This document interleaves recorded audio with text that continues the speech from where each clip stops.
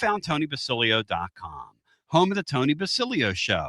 In just a few minutes, we'll be right with you with another award-winning, action-packed edition of your Tony Basilio Show.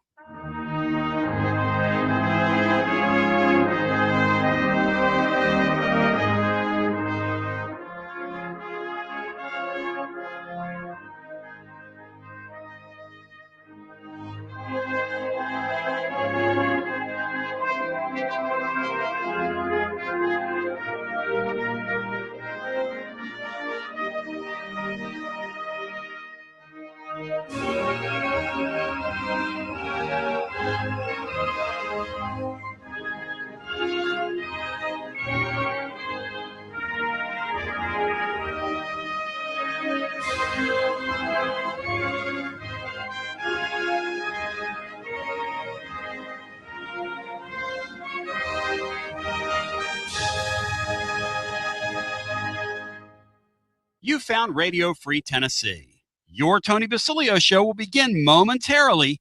Keep it locked in right here at TonyBasilio.com and on your Tony Basilio app. And hey, do us a favor. Spread the word.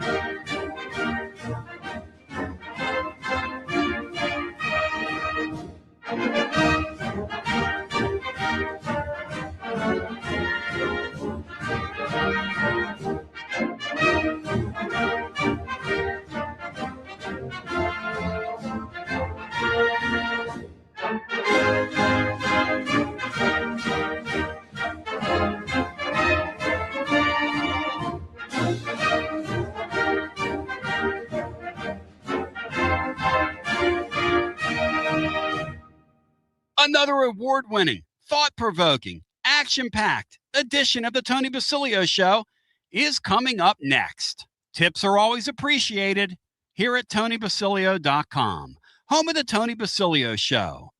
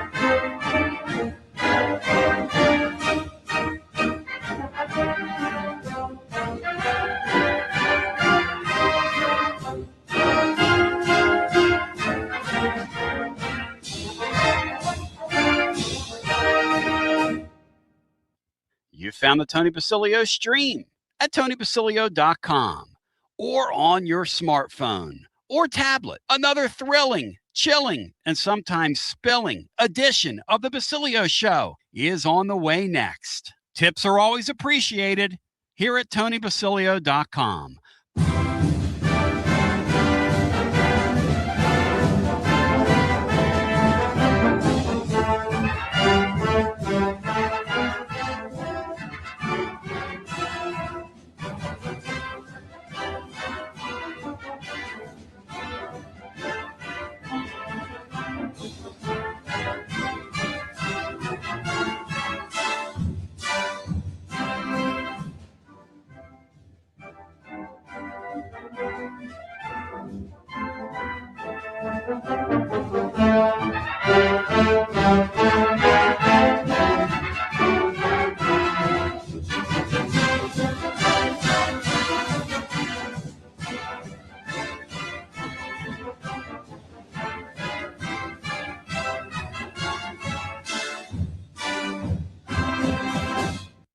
You're listening to FM 105.7 and AM 1340 WKGN Knoxville and W289CU Knoxville.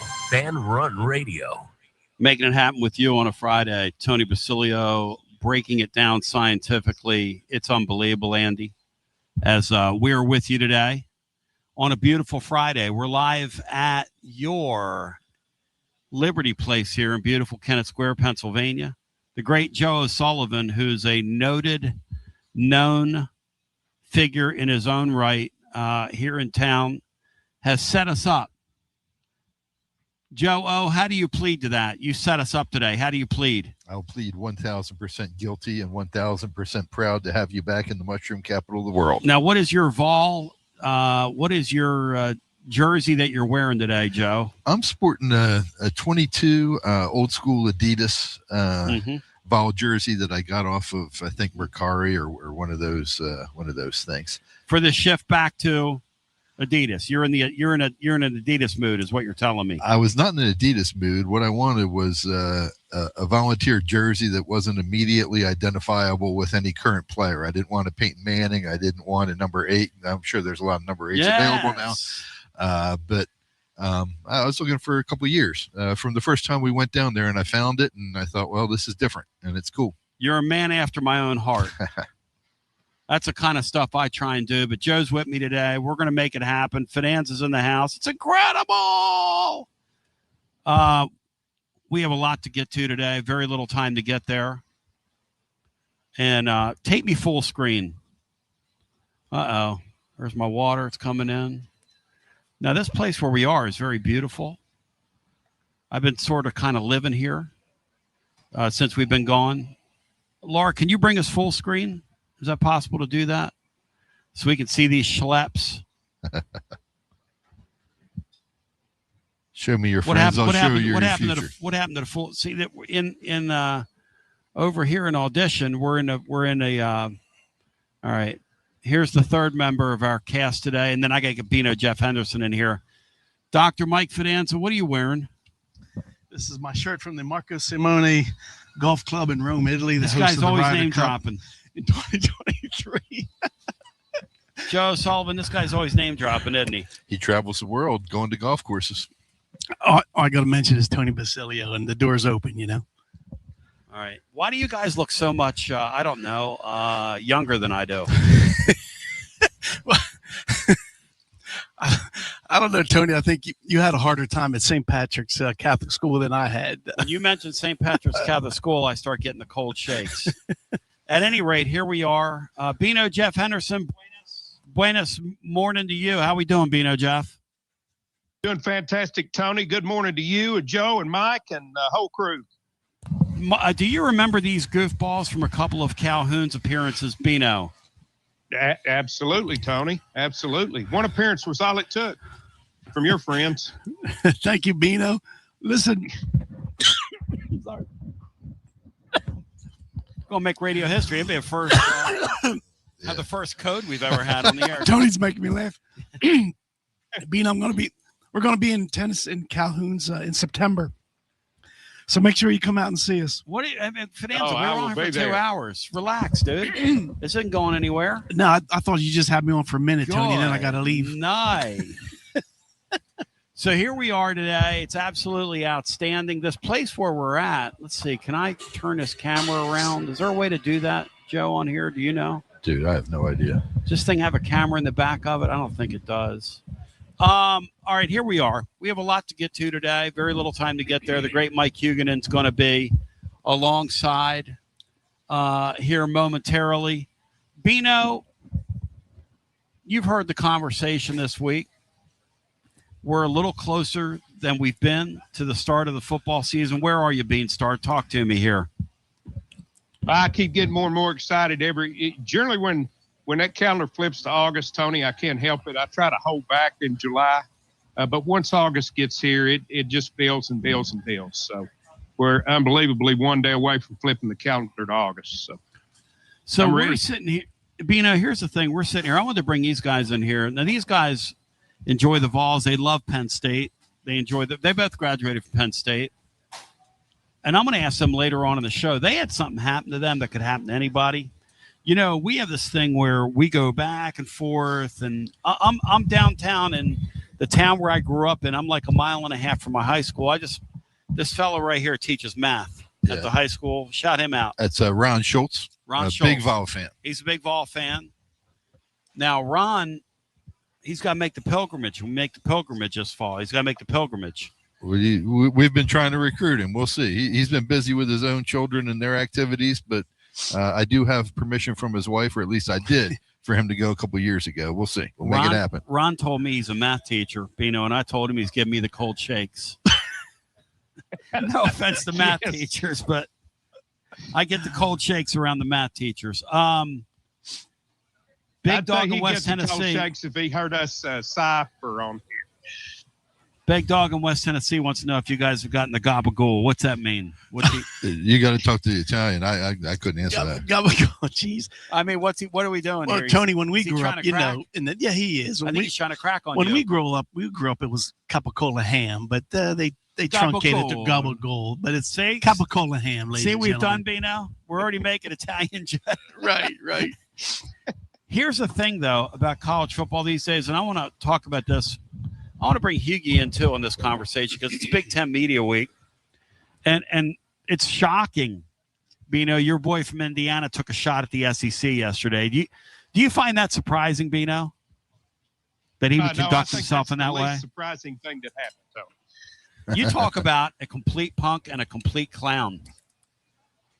That guy. Well, Tony, he was right off the bat. He wasn't one of my favorites, but pretty much everything that he said has turned out to be true. So I have too much. I have quite a bit of trouble jumping him anymore. Well, that's true, and he can back it up. You find him obnoxious, Joe, as a Penn State fan? Unfortunately, I was in the stadium when we had them, I guess, 77 yards away from winning the game on a 3rd and 20. And freaking Mendoza ended up getting his Heisman moments at our expense. Difficult to watch, but if we beat them there, who knows if they end up where they ended up. And we had them, but to their credit, they made the plays. Music City Sam says that the guy thinks way too much of himself. I kind of like the fact, Bino, that the guy is really arrogant. Dr. Fidanza, do you agree with me? I like the fact that the guy's arrogant. Kurt Signetti. I agree with you, Tony. Whatever you say, I'm going to agree with because we're here in Kenneth Square, your hometown. People love you here. They're so happy that you're living in Knoxville, but they do love you here. So here we are. I just got this. Everybody's getting. Okay. So here we are. We got a lot to get to. Bino, are you buying, selling, or trading that Indiana has staying power in this era? Buying, selling, or trading, Bino? I'm going to buy that they have staying power, Tony. How about you, boys? I don't know that they'll have another magical season like last year, but I'm buying they have staying power. Joe Sullivan, what do you say? I'll buy that they have staying power, but if this Hoover kid, their quarterback, has a bad year, then I think they're sunk. I mean, it's they haven't developed a quarterback yet, so their recruiting is not necessarily going to follow suit with the portal, but he's making it work. Fidanza, you buying, selling, or trading your fellow Paisan, who's not a good reflection on your people, by the way. I mean, he's a great coach. Okay, who's your people in this case, Mr. Basilio? Well, I mean, his people. Well, right, the Paisans. They're your people, too. But, specifically, I need to know what part of Italy his family comes from before I can really answer that question. So here we are. This is off. So Mike Huguenin will be with us. He's presented by Gouffon Moving and Storage. Great Tom Gouffon. Shout out to you. Hey, Bino, Gouffon sent me a text the other day that I didn't answer. But he was loving on Tennessee's new strength and conditioning coach, who ironically enough comes from Indiana. And, boy, the transformation of these athletes over the season, the before and after photos. Let's put it this way. I wish my before photo looked like today. And then I wish my after photo looked like any of those guys being star, if you know what I'm saying. Yeah, I'll take their befores, Tony. Yeah, I'll take their befores, come to think about it.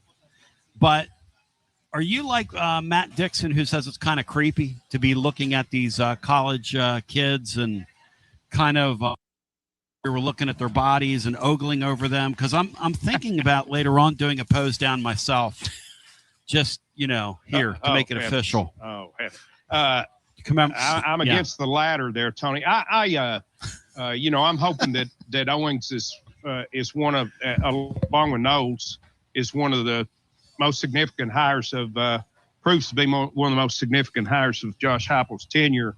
I don't have any doubts he's good at his job. I'm not crazy about beefcake photos or hype videos about how fast somebody's running on a treadmill. I'm hoping we can block and tackle and maintain our speed in the fourth quarter, and I'll be happy. Well, here's the thing, and somebody's asking me, Smokey Vol, have I ever done a live remote in my hometown? No, I haven't. And I'm not really doing one today because I didn't promote it and I didn't bring a speaker or anything. But I'm sitting in here. People are looking at me like, what is wrong with this guy? But I pretty much have been eating in this place like every day.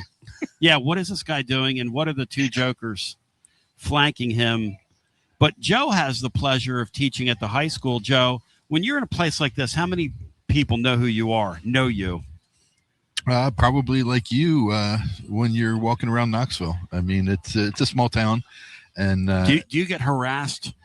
I get recognized and maybe harassed when I turn around, but my wife says it's like being with a very minor B-level celebrity.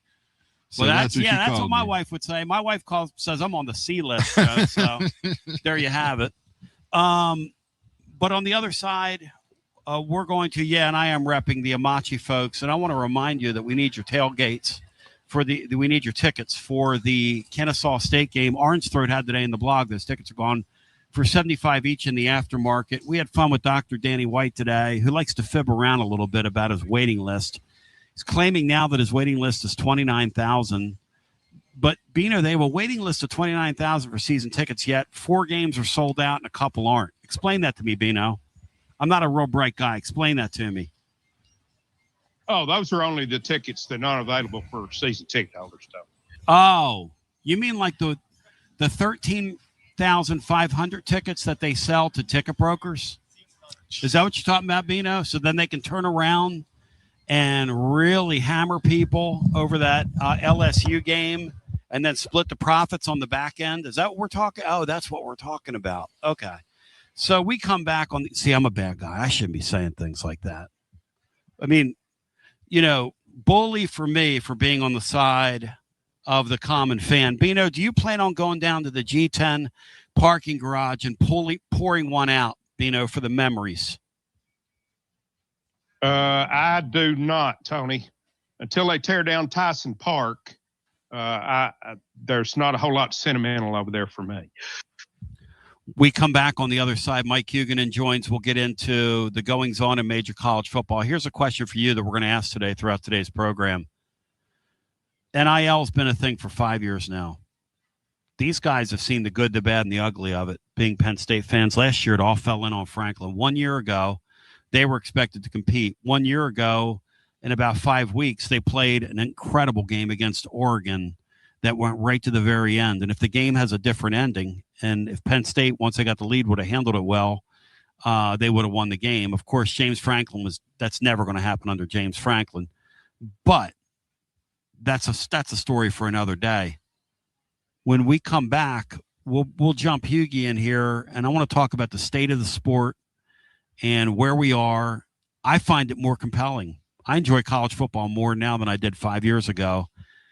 Will everyone agree on that, or will we get a disparate view of that? We'll talk about it. And then these guys want to tell a few stories, and I'll let them do that from their tailgating days.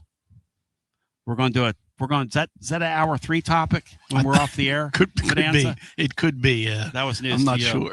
As we continue with more after this. Life never stops moving. In between the 30-minute commutes, daycare pickups, weekly soccer practice, Tuesday night yoga, X number of coffee runs, and that weekend trip to grandma's, you're racking up the miles. What you need is a tire that can keep up. A tire designed for doers. A tire that's going to last. Like the exceptionally long-lasting Michelin Defender tire. With an 80,000-mile warranty and the safety and comfort you expect, you can forget all about the miles ahead and focus on getting to your destination or conquering your to-do list. Fleet Tire, I-275 exit 1B at East Woodland Avenue in Knoxville. That's Fleet Tire, I-275 exit 1B at East Woodland Avenue in Knoxville. Fleet Tire.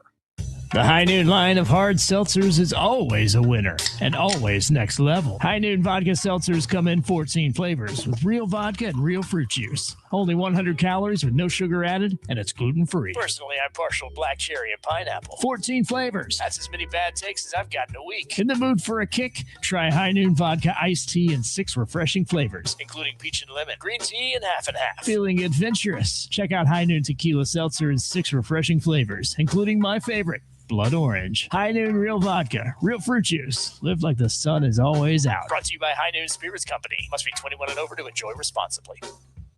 Are you tired of hiding your smile because of crooked teeth? At Knoxville Smiles, we've got the perfect solution. Invisalign. No metal, no wires. Just clear, comfortable aligners that straighten your teeth without anyone noticing.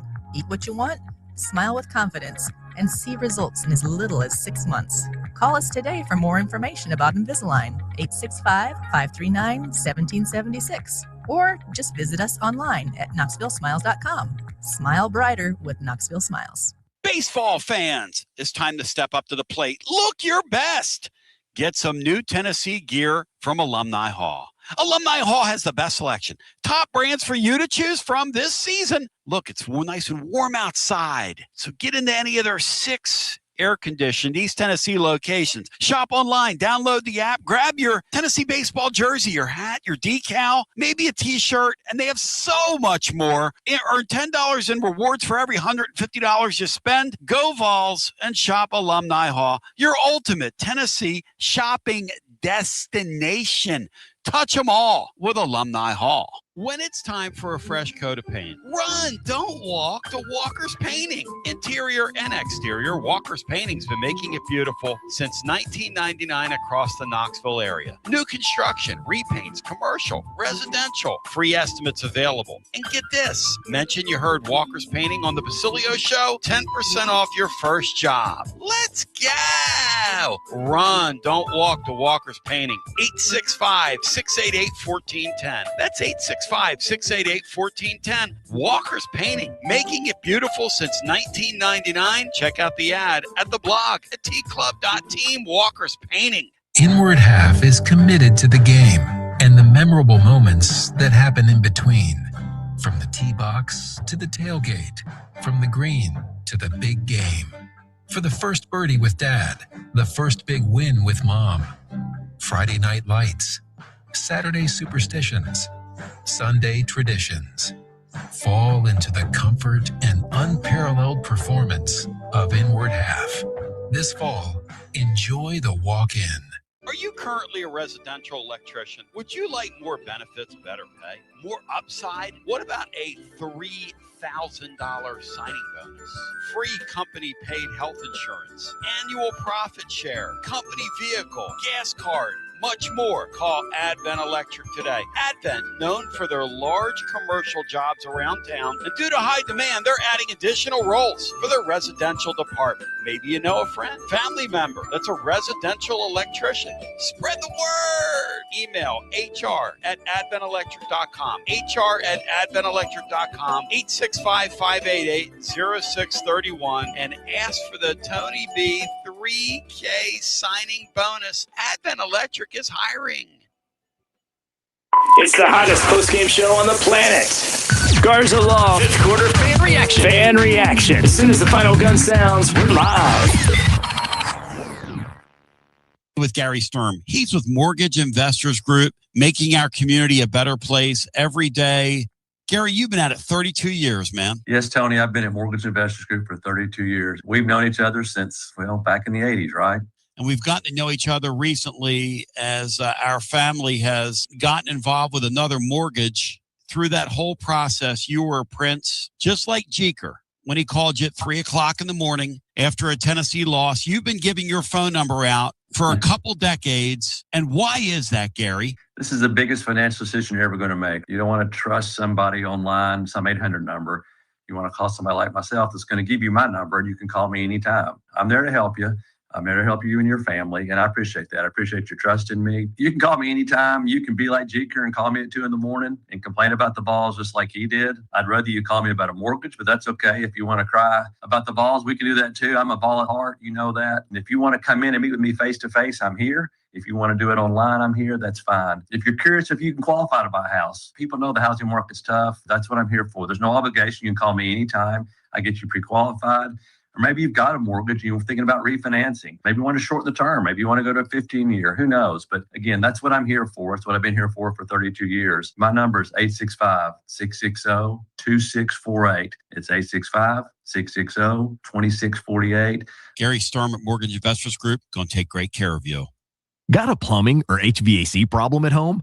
Whether it's an AC that won't cool, a furnace acting up, a clogged drain, or a water heater problem, Pipe Wrench Home Services is ready to help. Right now, get 15% off any HVAC or plumbing repair when you schedule service with Pipe Wrench Home Services. Our licensed technicians are equipped to diagnose the issue, explain your options, and get the repair done right the first time. Don't let a small problem turn into a major headache. That strange noise from your air conditioner, the water heater that's not keeping up, or the drain that keeps backing up won't fix itself. The longer you wait, the bigger the problem can become. At Pipe Wrench Home Services, we make repairs simple with friendly technicians and fast, reliable service that you can count on. We'll arrive ready to identify the problem and get your home back to normal as quickly as possible. Take advantage of 15% off any HVAC or plumbing repair and schedule your appointment today at pipewrench.com. And as always, same-day service guaranteed or the visit is free. Restrictions may apply. Eligible for repairs up to $5,000. Visit pipewrench.com for details.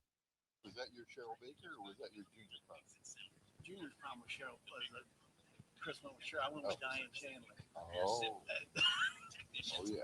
As the senior, I went with this girl from up. Tona B, inviting you to experience the Collins Insurance difference. And what's that? How about multiple top carriers that you can trust? Like Erie, they underwrite our entire Rainier studio and everything around it. Travelers, Hartford, Hanover, Progressive. We do what's right because we care. In today's technology-driven world, maintaining the human touch, Bruce Springsteen, is one of our main focuses. We deliver the best customer service humanly possible. We give you someone that you can actually call or sit in front of. Imagine that. No call centers here. Experience the Collins Insurance difference. Check them out at collinsinsuranceTN.com, and their mama, they're Mrs. B approved. Collins Insurance.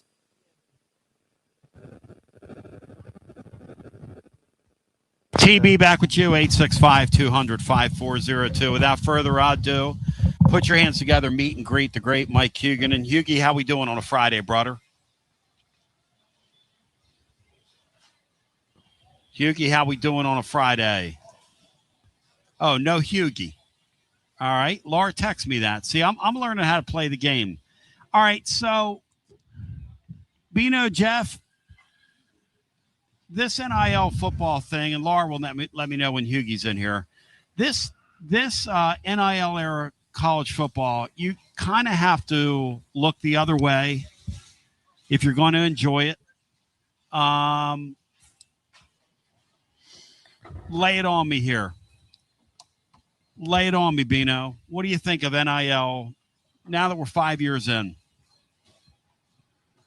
Yeah, I look at it the way that I looked at Major League Baseball, Tony, when all the when free agency started, when the huge contracts started, all of that off-season stuff. I found a way to kind of stick my head in the sand and just wait for the real games. And I can do that with college football as well. I think some of it is good.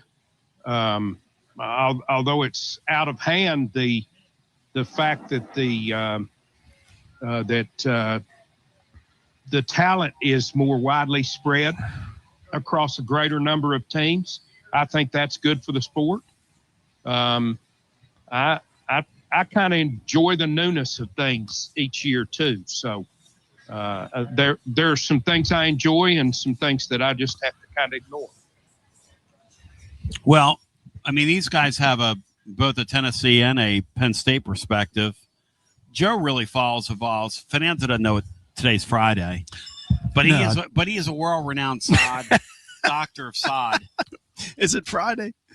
I mean, he's literally wearing a shirt where he was consulting Marco Simeone, Rome, Italy. A guy that was for the Ryder Cup. For the Ryder Cup. For the Ryder Cup 2025. I mean, you went over right? there and like oversaw the deal. I don't know what kind of company I'm in here, but those of you that love golf, that's kind of his world. We happen to be people that enjoy these sports, okay? We grew up in the old days where, you know, people come and played for you and you thought they came and played for you because they liked your school and they didn't transfer. Very seldom did somebody transfer, did somebody leave. How's the new era grabbing you, Joe? I think, and I connect with what Bino was saying about pro sports, and as a capitalist, I understand that people with talent should be able to leverage that. And certainly college athletics has made a lot of money, and the young men and women who help fill the stands weren't getting their fair share. I agree with all that stuff. What I kind of disagree is that, like in the pro sports world with free agency and everything else, we kind of know that, you know, nobody. Yeah, you're an Eagle today and you love Philadelphia, but tomorrow you might be a Giant or you might be a Cowboy if the money's right. And we just kind of accept that. College, at least for me, is different because it's a part of us, you know. And if you're a Penn Stater, then we've been in the same buildings and we've been to the same fraternities and we can talk about what it's like and whether you're a football player. And when we were there, I mean, not all football players went to class, but certainly plenty did. And there's a shared experience that is different than pros. And I think that is, you know, not really existing anymore within this new model because kids are going to 3, 4, 5 schools. And what are they learning? I mean, you've got a friend over there, Joe, that coaches. You're an educator. What do I teach a kid when they're at a different school every year? And at the end of that, who do they identify with?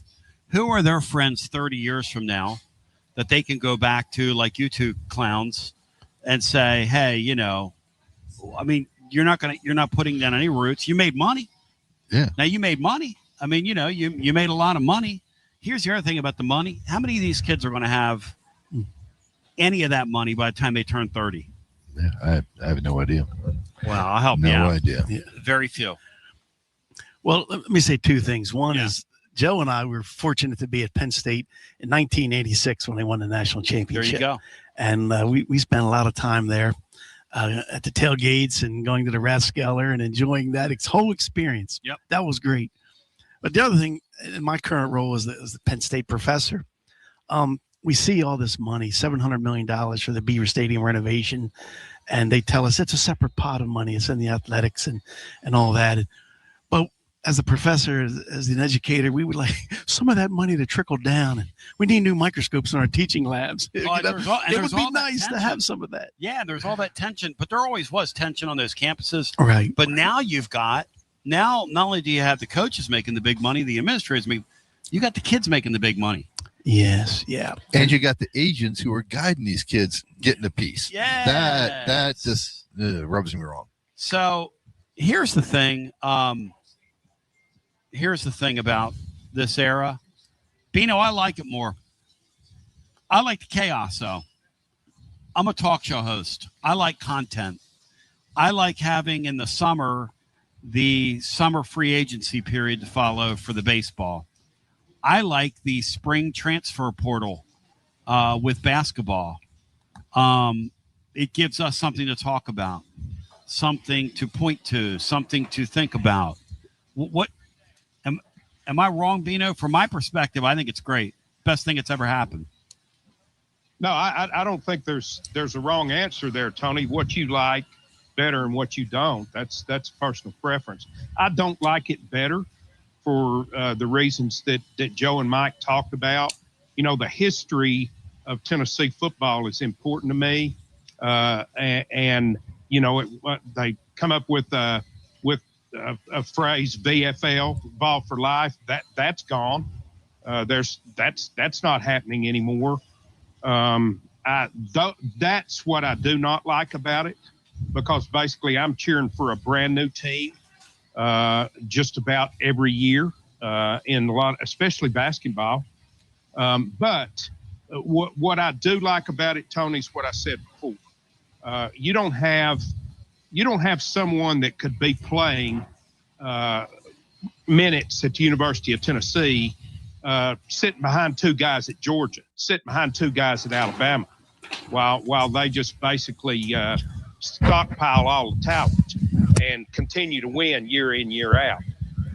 That's what I like about this new era. Is it's more spread, and you can turn things around quicker today, probably in college football, as Indiana showed, than at any point of my lifetime. I'm in the beautiful Liberty Place here in downtown Kennett Square. It's absolutely outstanding.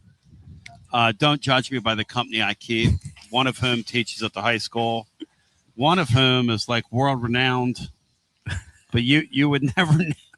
He wrote the textbook, Tony. Yeah, I mean, he's got it, yeah. He's writing the textbook for turf management that will be used around the world. I don't know what we're doing. Brian Hartman, 5 years later, you're welcome.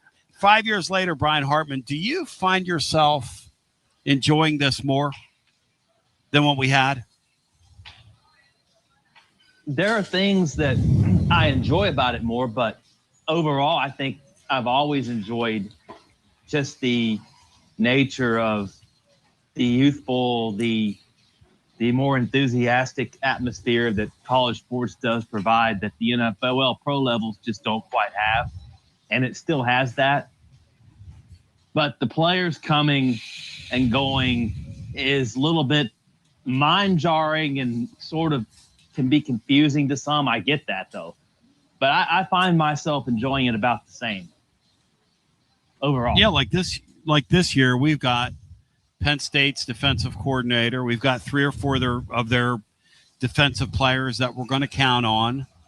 I mean, Joe, you guys have essentially, it reminds me of the old USFL days where the Arizona Wranglers and the Chicago Blitz made a trade basically at midseason, and they shipped the Blitz roster to Arizona and Arizona's horrible roster to Chicago. You guys basically have Iowa State's football team now. Exactly. It's so strange. Well, when Tennessee Jed and we had adopted a rescue dog who was from White County, Tennessee.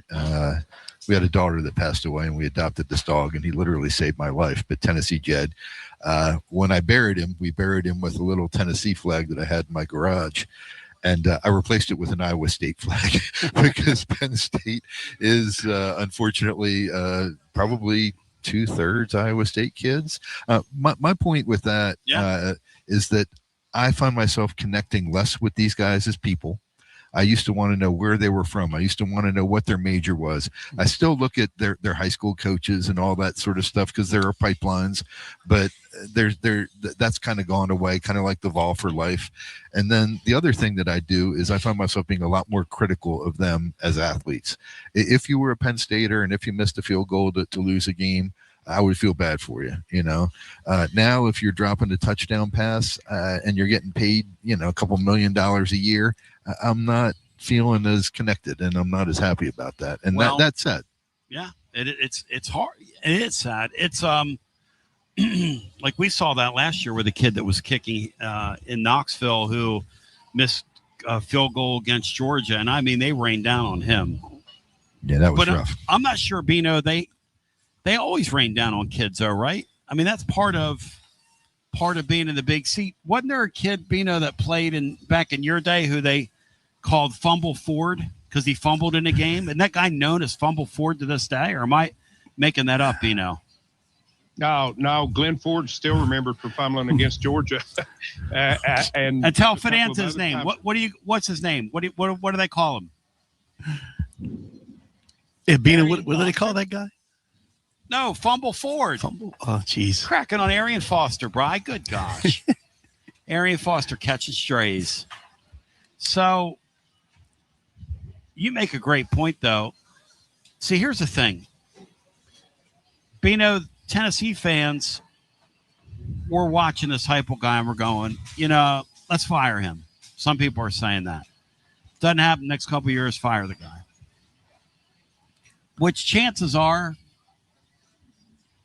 I don't know, is he going to get 10 years? I mean, I would say probably not, but who knows? There's always a chance, though, Bino, you end up with one of these deals like Penn State has. Literally 2/3 of their rosters from Iowa State, Bino, because they hired that coach. Now, is that bizarre or is that bizarre? How many of them have ever been in Pennsylvania before? That's the point. That's the point. Yeah, and that's the end of the spectrum that would be really hard to swallow. And it's like you said, it's just more a common occurrence today than it's ever been before, because you get a new coach, they bring their roster. And from an educator standpoint, again, they just all pick up and leave. You think any of these guys are chasing education now? I like to think they are. I like to think they come out of Penn State or the universities with a nice college education, trained by professors like myself. But I don't know. Now, listen, you tell me, you guys are the sports folks. Not every one of those college football players is going to make it to the NFL, right? So you want them to come out with a good college education to contribute to society. Nobody cares about them. That's too bad. That's the point. Yeah. The system doesn't care about these guys. Here's where we are. And I'm going to go back here. So they're asking me, Joe Sullivan, you follow Tennessee and you follow Penn State, and you get granular. In fact, you and Fidanza, and I was going to ask Hughie about this. Hey, Bino, I'm a little jealous of them.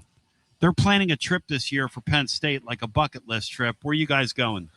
Well, I'm going out to Chicago for the Northwestern game. They're opening up their new stadium. That wasn't a bucket list trip. No, but 35,000 seats only for the first game on a Friday night. That'll be fun. But then Michael and I are going out to Seattle for the University of Washington game. Yeah. We're going to go sailgating, kind of like your Vol Navy, but in sailboats on Lake Washington. Hey, Beanstar, that sounds pretty cool, man, seeing a game at Washington. Yeah, I'm going to be in Portland visiting some golf courses, and then I'm going to drive up and meet Joe at the game. You're getting paid to do that, basically. Well, gross. Don't. I hope you didn't say that. I don't want my wife to hear that. So, Bino, Jeff, and that. But that points to, before we get into the Tennessee kids that are Penn State kids that are at Tennessee now. The beauty of the sport is, and the thing they can't take away, is all this tradition that we've grown up with.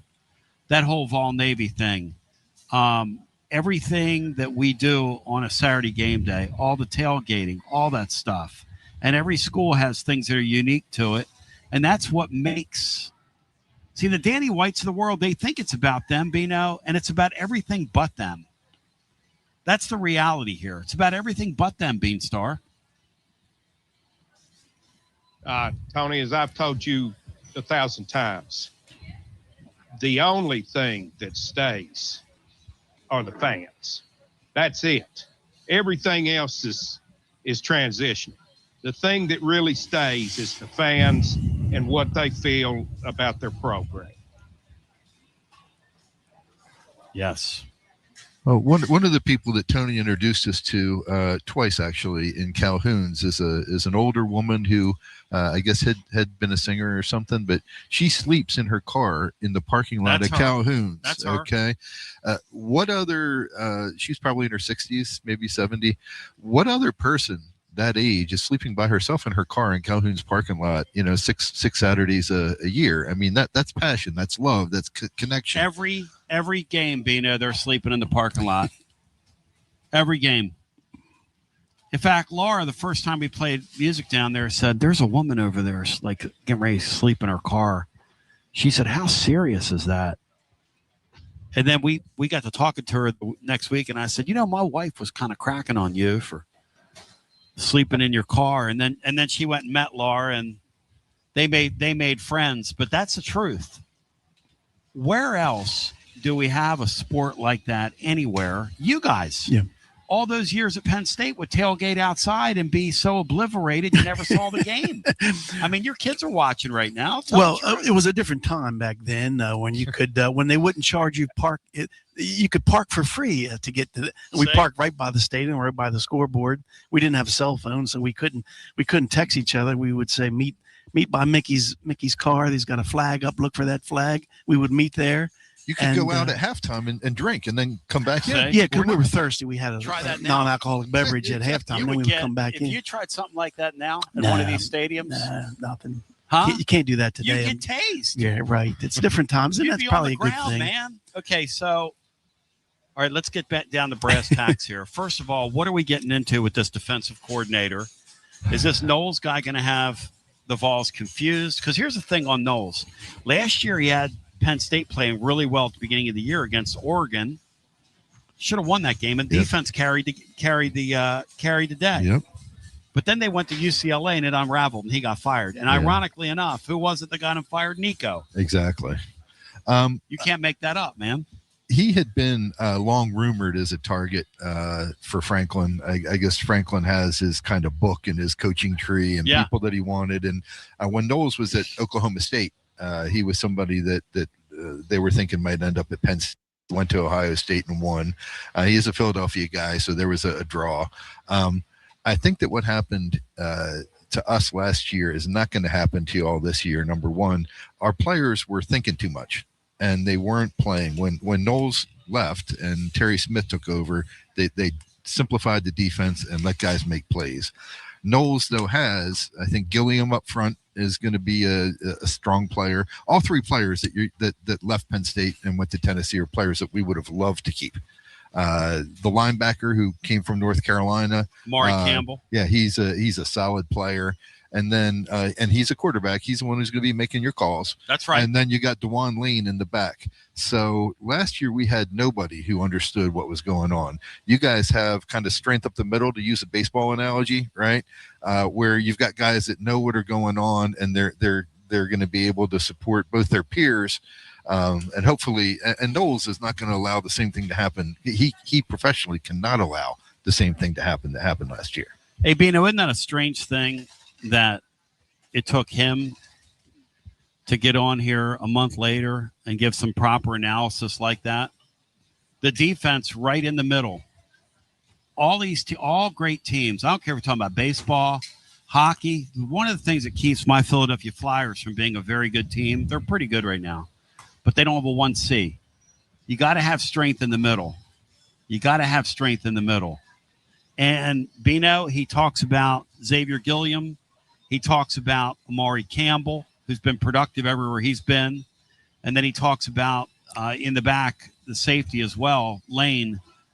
Bino, how do you receive what Joe O'Sullivan's laying down here from the town that I grew up in, Kennett Square?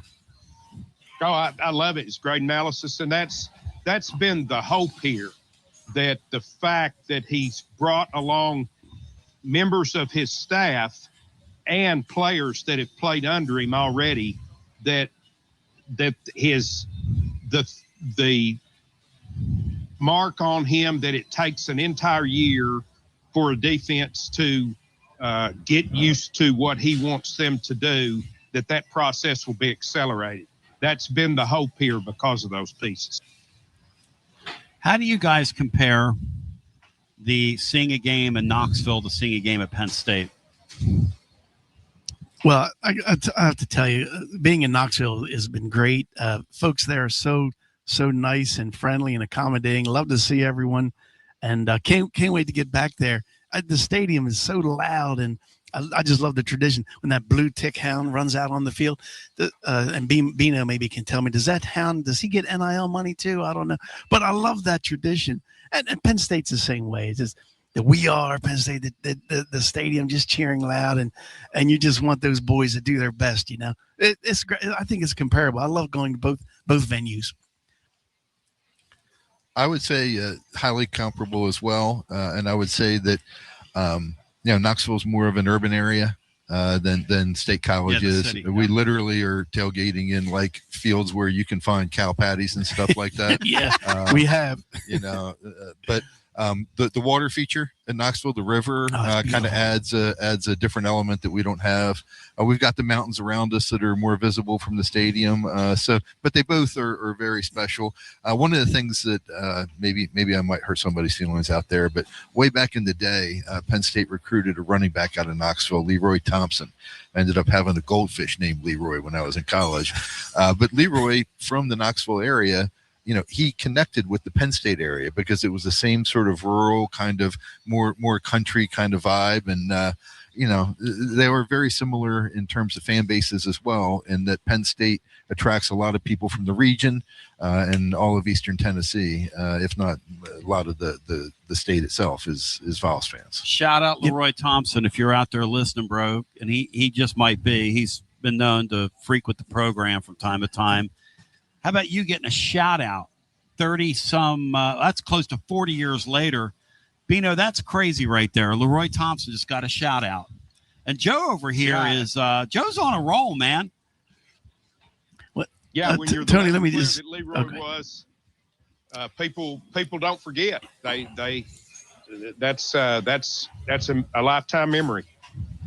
See, that was in the old days of recruiting, though. That's why Tennessee recently taking that player again away from Ohio State felt old school.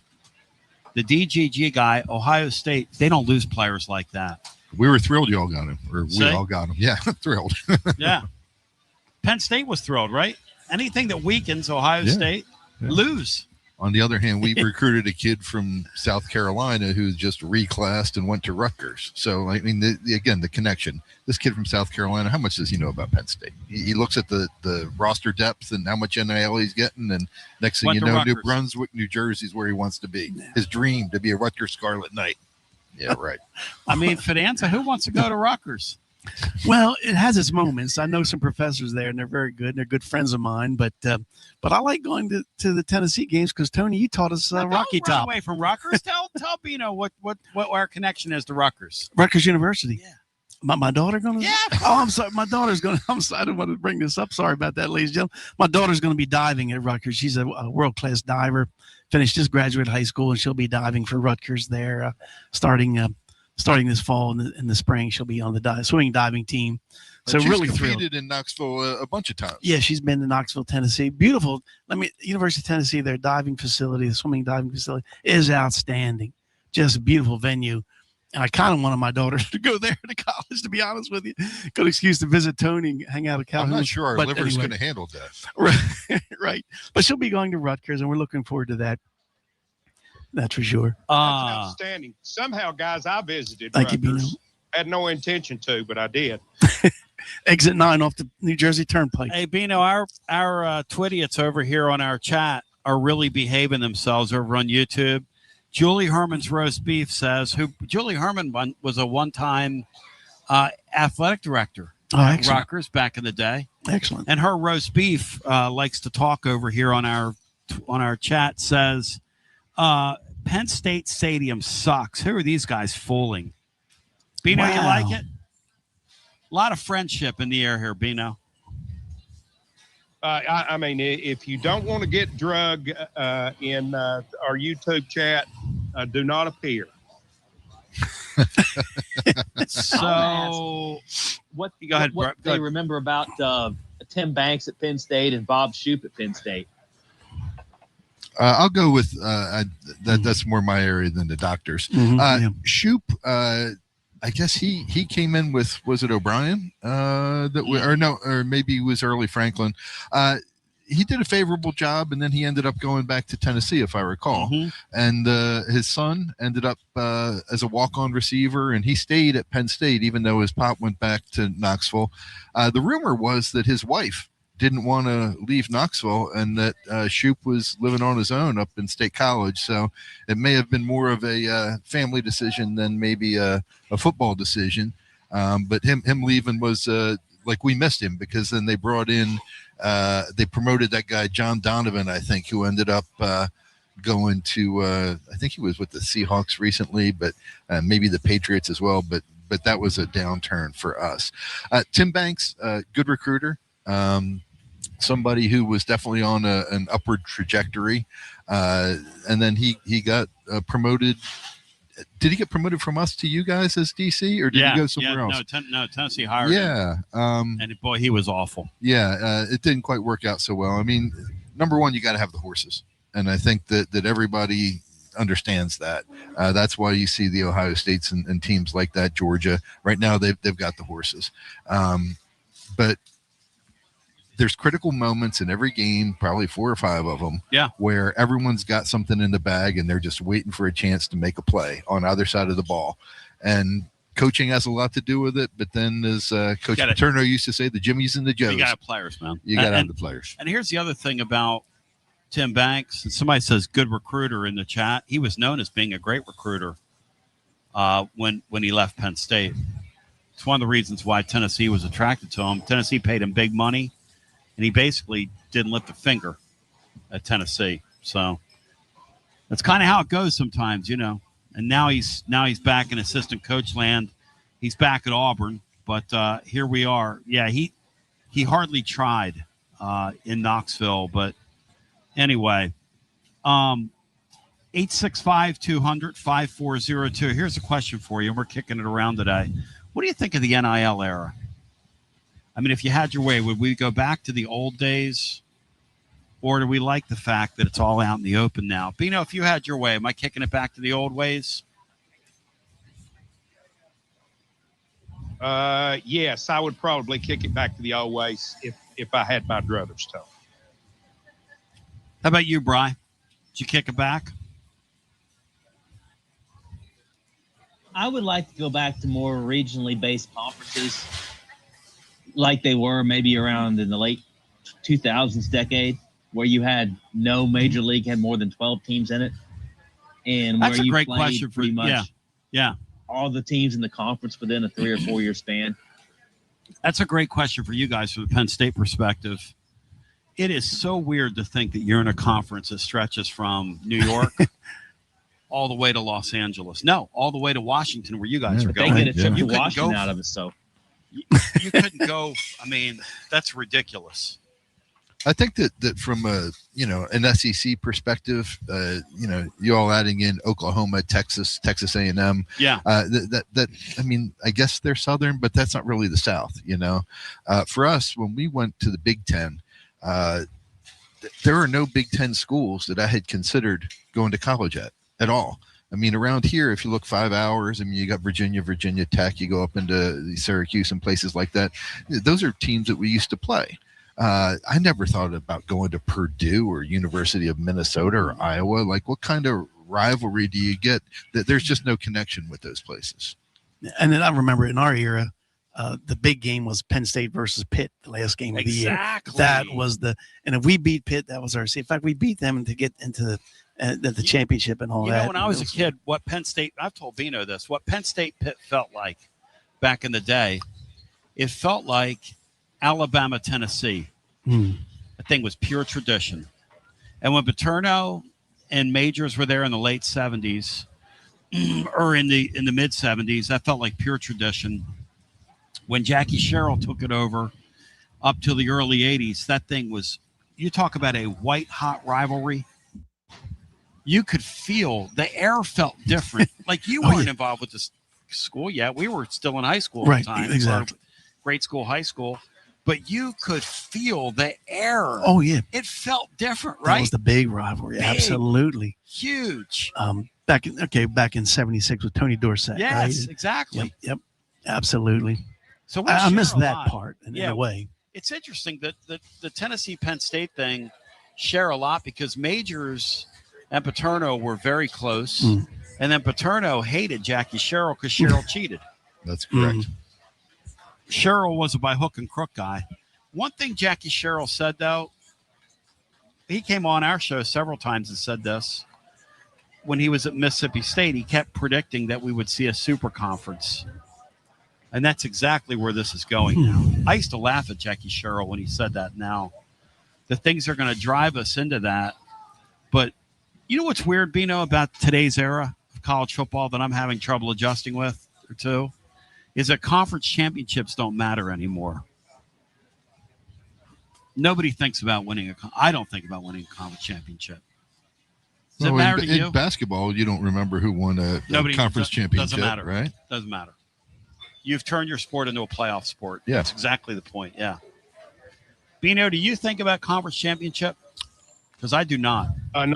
Not nearly as much as I once did, Tony. No, I don't. I think more in terms of, can we qualify for the playoffs? Do you? What does it take to qualify for the playoffs? I think a regular season conference championship means something, but the playoff game, the East versus the West or whatever, who cares? And it's been more beneficial for some teams not to play in those games. Right? There's no question. That's kind of from a Tennessee perspective. If you gave me a choice at the end of a season, I would rather not. I would rather finish third in my league, iron out a playoff spot than playing a conference championship game. But that's me. 865-200-5402. If you want to get in the hunt and in the mix with us and in the mix and in the hunt, we'd love to hear from you. We'll take some calls next hour. It's all ahead as we continue. We're live today here. Joe, tell me about this place where I'm at today, because I eat here all the time. There's a green eatery over there. There's Kebabaritos over there. There's Kennett Chicken over here. There's a little bar over here where I watch the World Cup games. Yeah, Mary Pat's Provisions up in the front. Yeah, that's the health food. That's where Fidanza eats. We got a burger place, and then we got State Street Grill, which is pizza and stuff like that. This is called the Market at Liberty Place, right. And in Kennett Square, we actually housed the Hessian Army. Was here, and the British marched up from the head of the Chesapeake, which is about 35 miles from here, met up the night before the Battle of the Brandywine in Kennett Square. They actually camped on the land of where the high school is, which is on a ridge overlooking the community. And then they camped where the high school is? They did. And then September 11th, 1777, the British kicked our butts. Yeah, and then George Washington struggled there. Battle of Brandywine. Yeah, ended up taking Philadelphia. But we have a lot of history. So this is the Market at Liberty Place. Was that a Saturday in September? It could have been, but George Washington learned a valuable lesson. He split his defenses, and he never did that again after the Battle of Brandywine. See that, Bino? You think we would learn, right? The way we attacked third down against Florida all those years in early September. I was having some cold flashbacks there, Beanstar. I believe, Tony, that's the first place I ever visited when you took me there, right? The battlefield, yes. As we continue with more on I wasn't talking about the battlefield. I was talking about the place where we got something to eat. Bino went down there. Bino wanted to go to the battlefield and smoke one. And I said, no way. Let's take a brief time out. More after this. TB with a few serious questions. You feeling tired, foggy, you gaining weight, or you just don't feel like yourself anymore? Hormone therapy is finally becoming mainstream, but it's truly something my man, Dr. Tom Rogers, has been doing for over 20 years. Dr. Rogers at Performance Medicine wants you to feel your best, and he treats both males and females. So, guys, we can do this as a family. At Performance Medicine, hormone therapy is personalized to you. If you're dealing with hot flashes or mood swings or low energy, decreased libido, fatigue, muscle loss, stubborn weight gain, it might be time to find out what your body really needs. No shame in this game. You can do something about all the above. Performance Medicine offers customized hormone treatment plans based on comprehensive lab testing with options like pellets, creams, patches, oral medications, and injections. The goal is simple. Help you feel like yourself again. Next level. Make your life better. Take it to the higher plane. Visit performancemedicine.net. Schedule your consultation today. You'll feel your best with Performance Medicine. Big news, Basilio family. Get ready because the 2026 Knoxville real estate market is officially shifting into high gear. All signs are pointing toward a record-breaking year, and the energy across East Tennessee is absolutely electric right now. Whether you've been dreaming of finding that next home, looking to capitalize on your current equity, or ready to dive into the investment world, the timing has never been better. Having a game plan is the key to winning in this fast-paced market, and I'm ready to help. Give me a call, Jennifer Morris, at 865-694-5904, or reach out at nextmovesmokymountains.com. That's nextmovesmokymountains.com, and go Vols. Basilio here with the great Chad Stockton of FC Alliance. And Chad, I can hear it in the background, brother. It's World Cup season, and you guys are in the middle of it. Talk to me. We are excited. Our U9 through U12 trials just kicked off today for our locations in Knoxville and in Johnson City. So we're ready to offer any player top-level competition, top-level training anywhere they want to be in Northeast Tennessee. In our programs, we offer competitive play for anywhere from 9-year-olds to 19-year-olds. We've got two locations. Our location in Knoxville is kind of our home base, and our location up in Johnson City in the Tri-Cities area is our FC Alliance North. Both locations are growing tremendously, and we're excited about what the future holds here at both locations. Growing the beautiful game in the season of the World Cup. Chad Stockton, how can folks get more information? Go to our website, FC Alliance or FCAllianceNorth.org. And both locations, we're happy to serve the beginning player or the more experienced player, because what we will promise is the top-level training and top-level leagues that we can play in for all of our players. Growing the beautiful game in Knoxville and now also in the Tri-Cities. FC Alliance. Thank you, Chad Stockton. Thanks, buddy. Okay, so we really need uniforms and equipment for this season. Can I trust you with that? Cool, just order them online.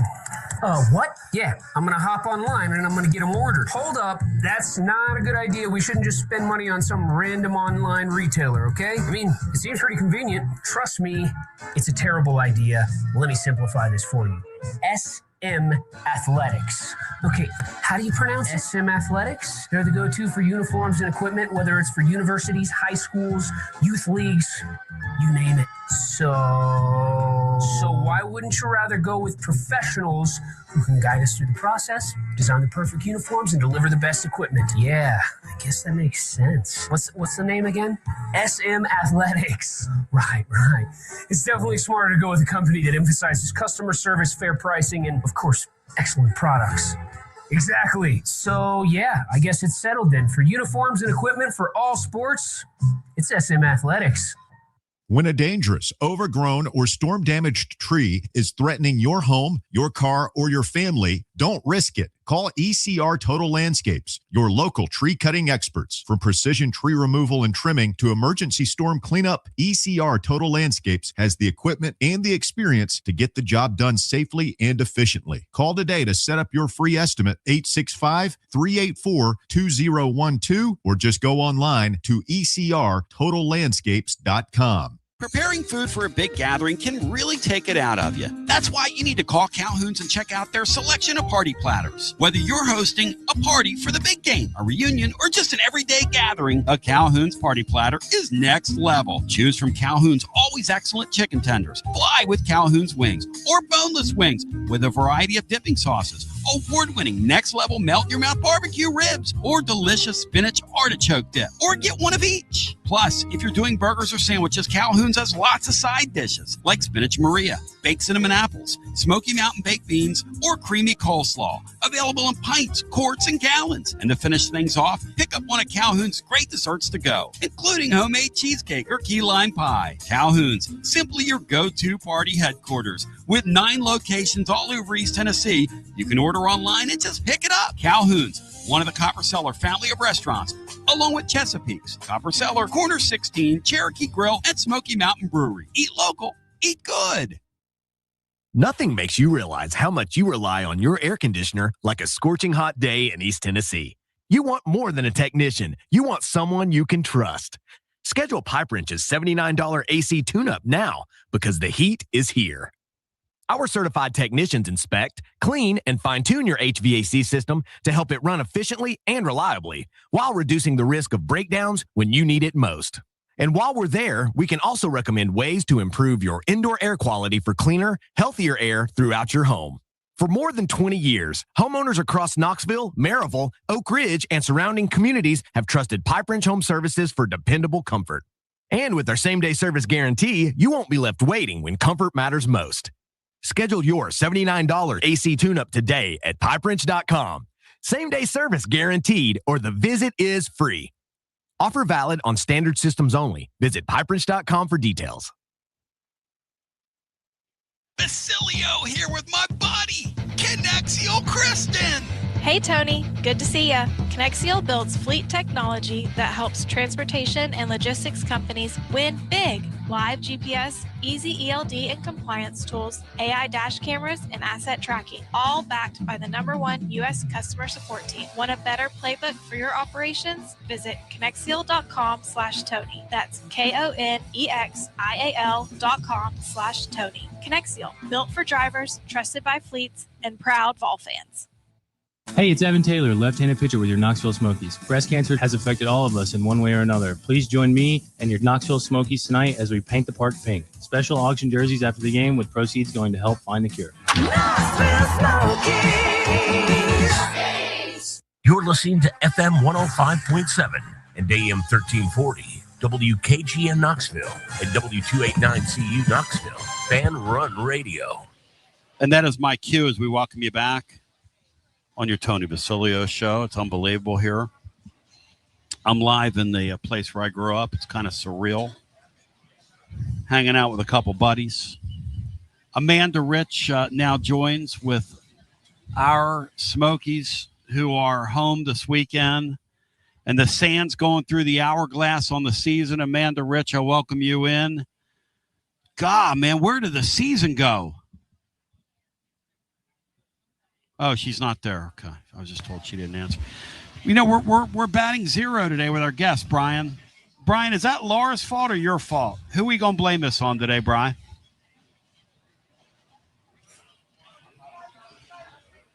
It happens. I don't like it, but it happens.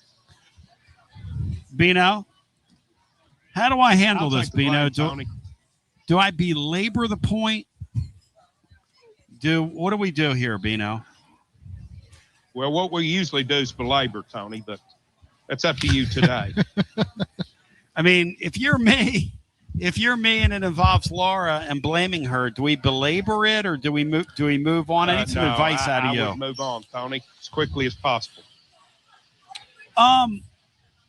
Bino and Bri, why is Chris Lee from Nashville getting drugged by everybody for his comments regarding the Curtis kid from earlier in the week, Bino?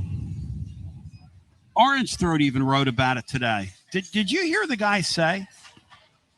Did you hear the guy say? And by the way, Andy wants to get in with us. Andy's going to get in the hunting in the mix with us here, rapper Andy. Did you hear the guy say, Bino, he's the next Jared Allen? Did he say that, Bino? Brian Hartman, did he say that?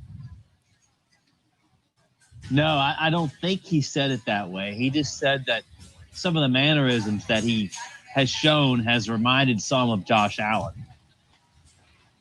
Or Josh Allen. That's a long way from saying he's going to have the same type of impact that Josh Allen. Remember, Josh Allen didn't have a very good college career. At least it was not. No. It was kind of nondescript. No, he was pretty good at Wyoming, but not, he wasn't like off the charts. Like, hey, this is the next. It wasn't like when Ben Roethlisberger played over in the MAC. I mean, it wasn't one of those deals. All right, let's get Andy in here. Andy's in for Amanda Rich today. Andy, welcome in. Hey, what's going on, Tony? Andy, how you doing, buddy? I'm doing good, enjoying my day off today. But I just wanted to say it's incredible the changes Derek Owens has made to our guys. Like, I was like, wow, if I had the resources that they had, shoot, I could probably be like 180. Like, there was somebody on Twitter yesterday, they said, I would love to have that workout plan. I said, well, I said, well, you got to think. They have all the food, all the protein on site that they want.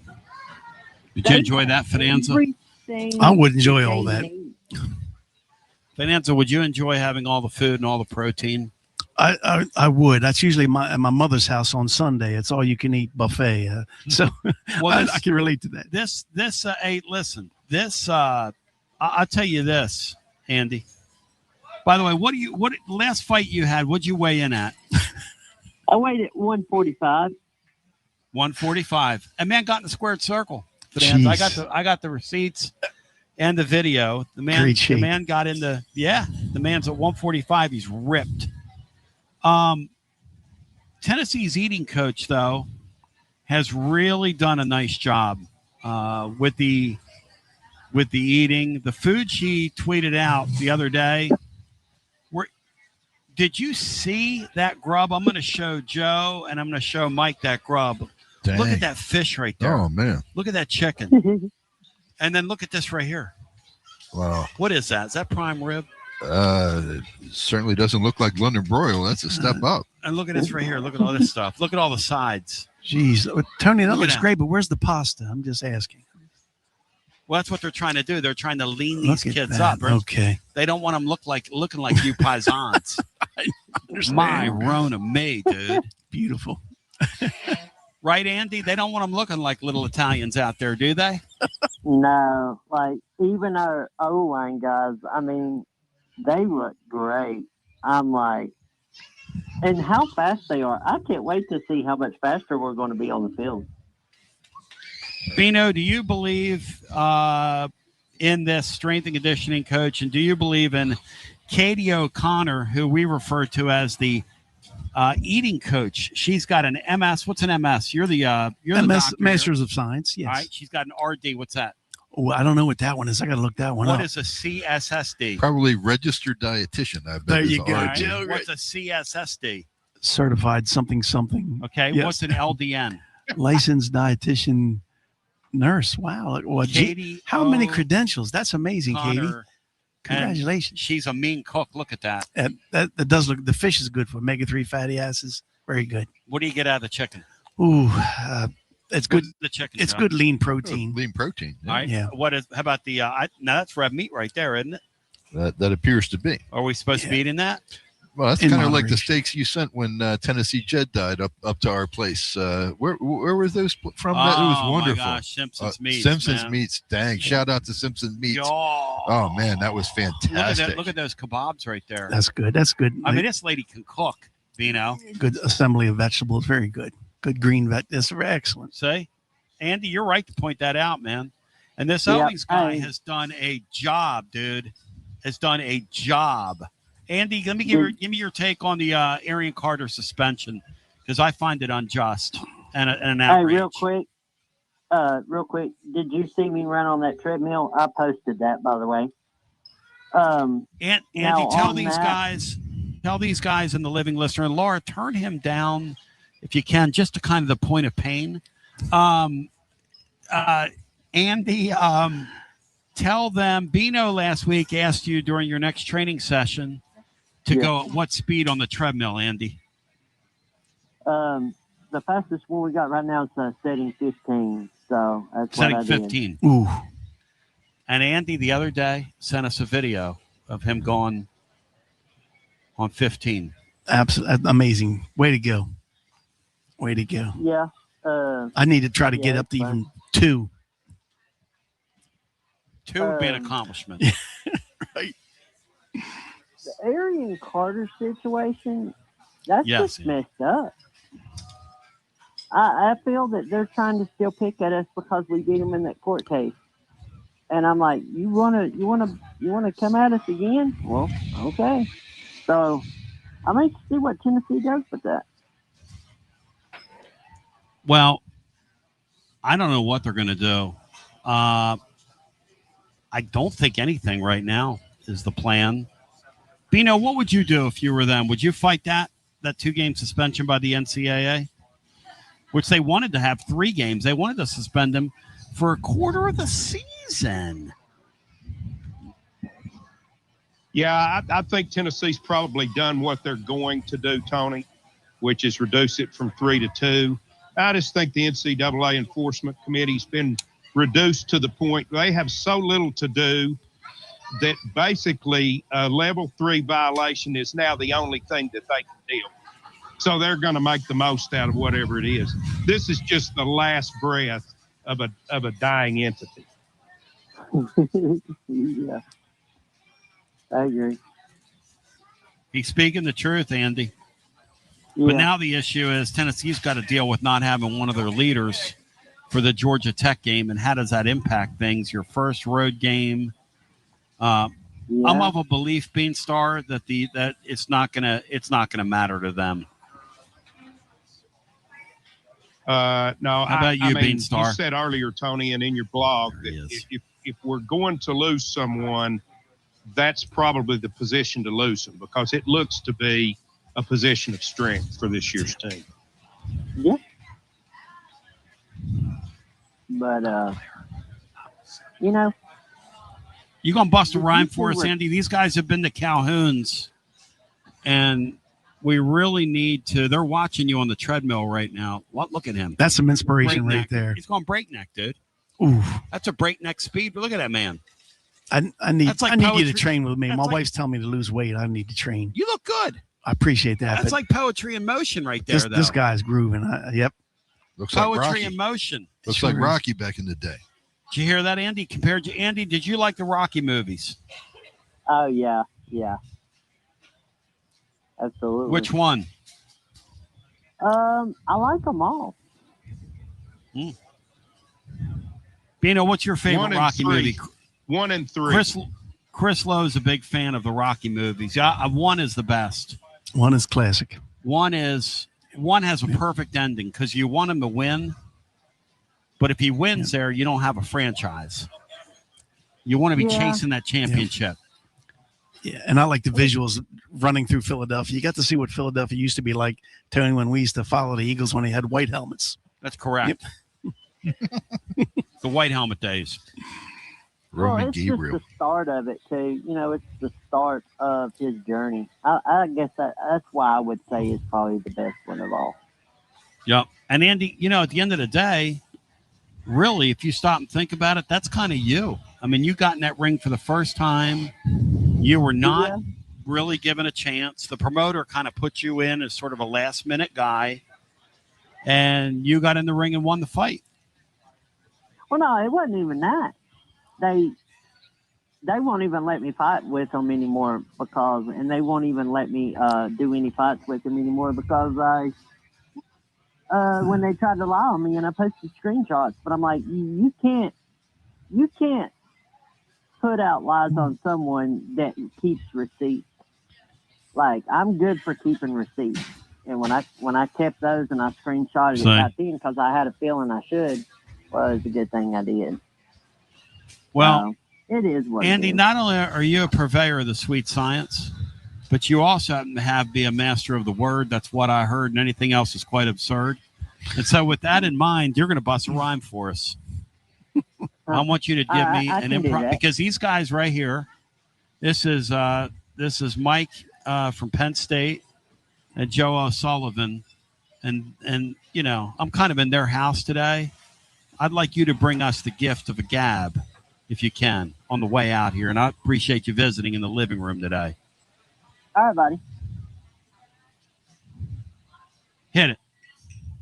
Tennessee's going on the top this year. You know what, man? We a real volunteer. That's right, the Vol Nation gonna cheer.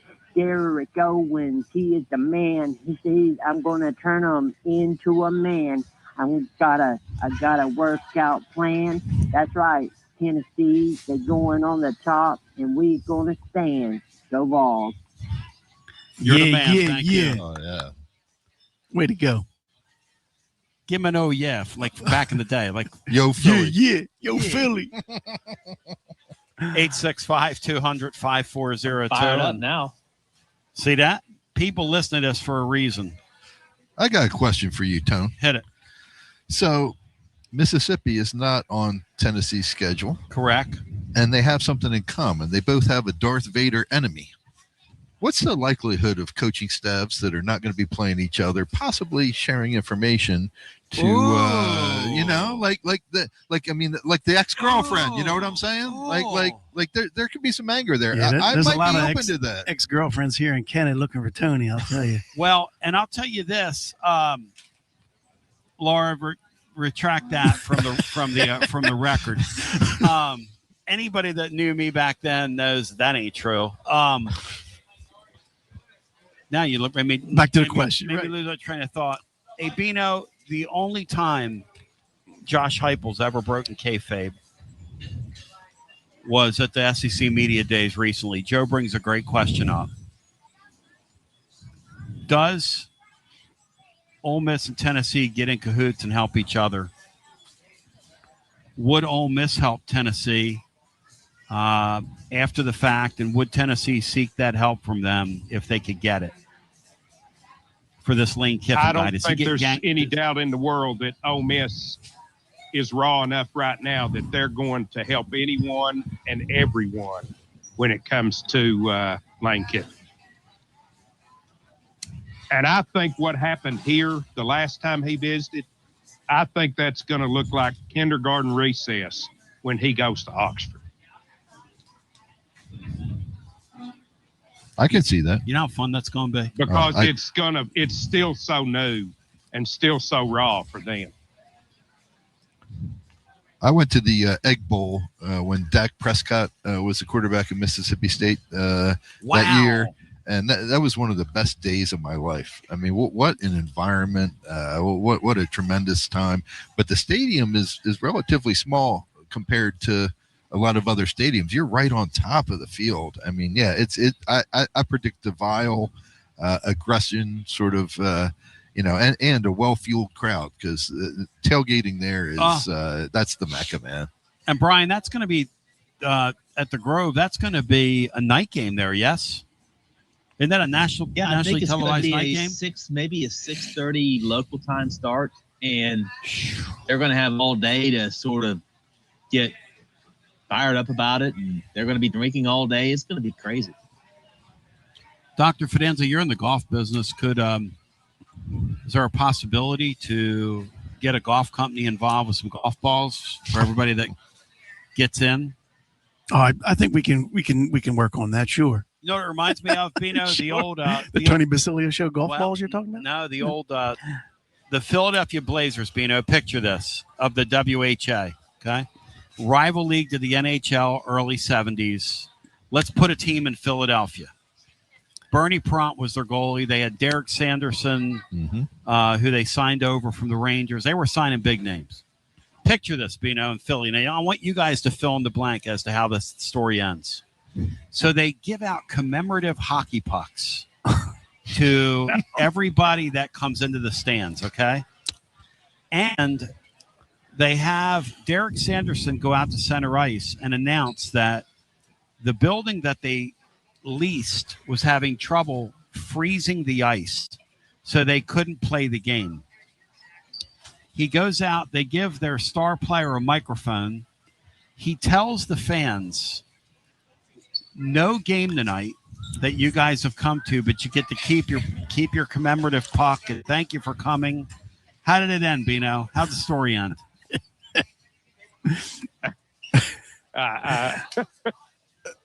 I hope he had his helmet on. Well, and he got absolutely hammered from the stands. They didn't wear helmets back then. They didn't wear helmets back then. Yeah. Oh, They were like snowing full body armor. They were snowing pucks down on the ice faster than it looked like a blizzard in there. Now that, ladies and gentlemen, see, we grew up, the 70s were a really cool period for sports because in Philadelphia, they were in reach for working people too. Anybody could go to a sporting event back then. You go to Flyer games now, they're unbelievably expensive, man. I spent one season as vice president of sales and marketing for the Philadelphia Flyers, and the economics of it are ridiculous. There used to be, when I was there, a $35 ticket up in the end zone, behind the net, where the Flyers only shoot once. And you would have your traditional blue collar, hockey fans. These guys get off, from their steam fitting job or their labor job, whatever they're doing. 3:30, they're in the parking lot, and they're ready to go. Those guys can't get in the stadium anymore. Can't get in the stadium anymore. No way. Unfortunate. And it breaks my heart where college football is heading, guys, and college sports. I mean, we saw a story in our local paper, Beano, recently, and good for the media for digging it up. A guy that was in his 80s, had been going to games since he was in his 20s, and had seats in the basketball arena. And Danny White just took him away from him. The guy's in his 80s, Beano. That's not right. And they don't even care. They don't care. Sports back then were in reach of everybody, and everybody sat together. We didn't have luxury boxes. So everybody sat together. That is true. That's true. Well, look at Penn State Stadium getting renovated. They're putting luxury boxes in, et cetera. Like many stadiums, right? So yeah, it's different today. It's not for the common folk. I got a question for Beano. So if you look at the schedule, and Tennessee has a really interesting home schedule with some of your marquee games there, but a lot of the games that are going to make or break the season against the South Carolinas and Arkansas and teams like that, where a competitive game and a win or a loss is going to be the difference between a winning record and a losing record. They're all on the road. 5 competitive games are all away from Knoxville. Would you rather have those games at home where you're going to be more likely to win, or, if you're going against some of the, the Texases and the Alabamas, traditionally those are tough games to win. I don't know. I mean, I'm just looking at it. It'd be a lot of fun to be at the games, but being on the road in those games might that 3-point advantage might be the difference, Yeah, it certainly could. And, we've talked quite a bit after the schedule came out that 2 of the road games at South Carolina and at Arkansas, 2 teams that Tennessee should handle, historically have been tough in those sites for Tennessee. But I don't believe I would rather flip the schedule, because I believe Neyland gives us a chance to beat Alabama, a chance to beat Texas, a chance to beat LSU. I'm not sure we would beat any of those teams on the road this year. History of the deal, too, is an important component. Brian, how do you answer that, what Joe brings up? Well, if they were going on the road to LSU and to Alabama and to Texas, they're looking at probably being a touchdown dog in all 3 of those games. But if you play them at home, that line gets a lot closer to pick them. Or maybe you're a slight underdog in a couple of them. So, yeah, I'm glad those 3 games are all at home. I think the only real tough road game is at A&M. And plus, keep in mind, you're in a year where you've got 5 games at home and 4 on the road. The Big Ten's done that for a while. They've had 9 league games where you don't have as many at home as you do on the road some years. Well, Tennessee's got this year. They've got 1 more game at home than on the road. By the way, the Orange Throat dug up today, which is interesting, the aftermarket ticket prices on some of these games. And at Vanderbilt is the most expensive football game on Tennessee's schedule right now. $234 to get in right now. At Georgia Tech is $195. At A&M is $180.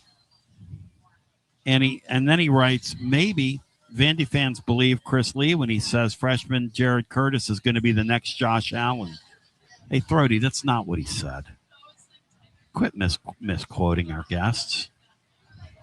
I mean, that's not a nice thing to do. Would you like somebody to twist your words around, Fidanza? No. Come on here. No, my wife does that all the time, but she's allowed. But I wouldn't want it on the air. Interesting. You mean like she doesn't listen to you when you're... She doesn't listen to me because she's smarter than me, so she knows better not to listen to me. Jeez. Joe, you care to comment on that? Somebody married for a while. Michael's wife is a Spanish teacher. Yes. And she teaches in one of our more challenging districts in this area. She is smart and she is tough, so I don't blame her for Yeah, that. she don't play. Yeah, she ain't playing. She's the best. Bino, why is the Vandy ticket the most expensive? Explain that to me. I think it's a combination, Tony, of Vandy fans having a level of belief that they haven't had in a long time, of Tennessee fans wanting an opportunity to get that bad taste out of their mouth, and the fact that they're playing the game in a phone booth. That's a good point. Brian, anything else you want to add to that? Because I'm kind of surprised the A&M game is pretty in reach at $180 to get in. Yeah, that is kind of a surprise because they don't see Tennessee every day out there. They've only seen them twice. This will be the second time since they've been in the league they played there. And Georgia, by the way, has still never played in College Station 13 years later. Are you kidding me? No, that's right. You know, this What is an the first time idiotic Auburn's league. been in Neyland Stadium since the last time they were in Neyland Stadium. We were under the old BCS. Bino, how idiotic's our conference, Bino, from that perspective? Ridiculous. That's it's ridiculous for Auburn not to have been here in 13 years or however long it's been since they've been. You boys saw A&M, didn't you? Yeah. Yeah, a great game. It's fun, right? Oh, it was a lot of fun. And the A lot of fans fun. are great. Oh. A&M fans are great people. Yeah. Oh, yeah, they're very respectful. Great fans. We were staying right down there on the square, I guess it's called, Yeah. or whatever, and Market just Square. the parade of folks, and it was cool.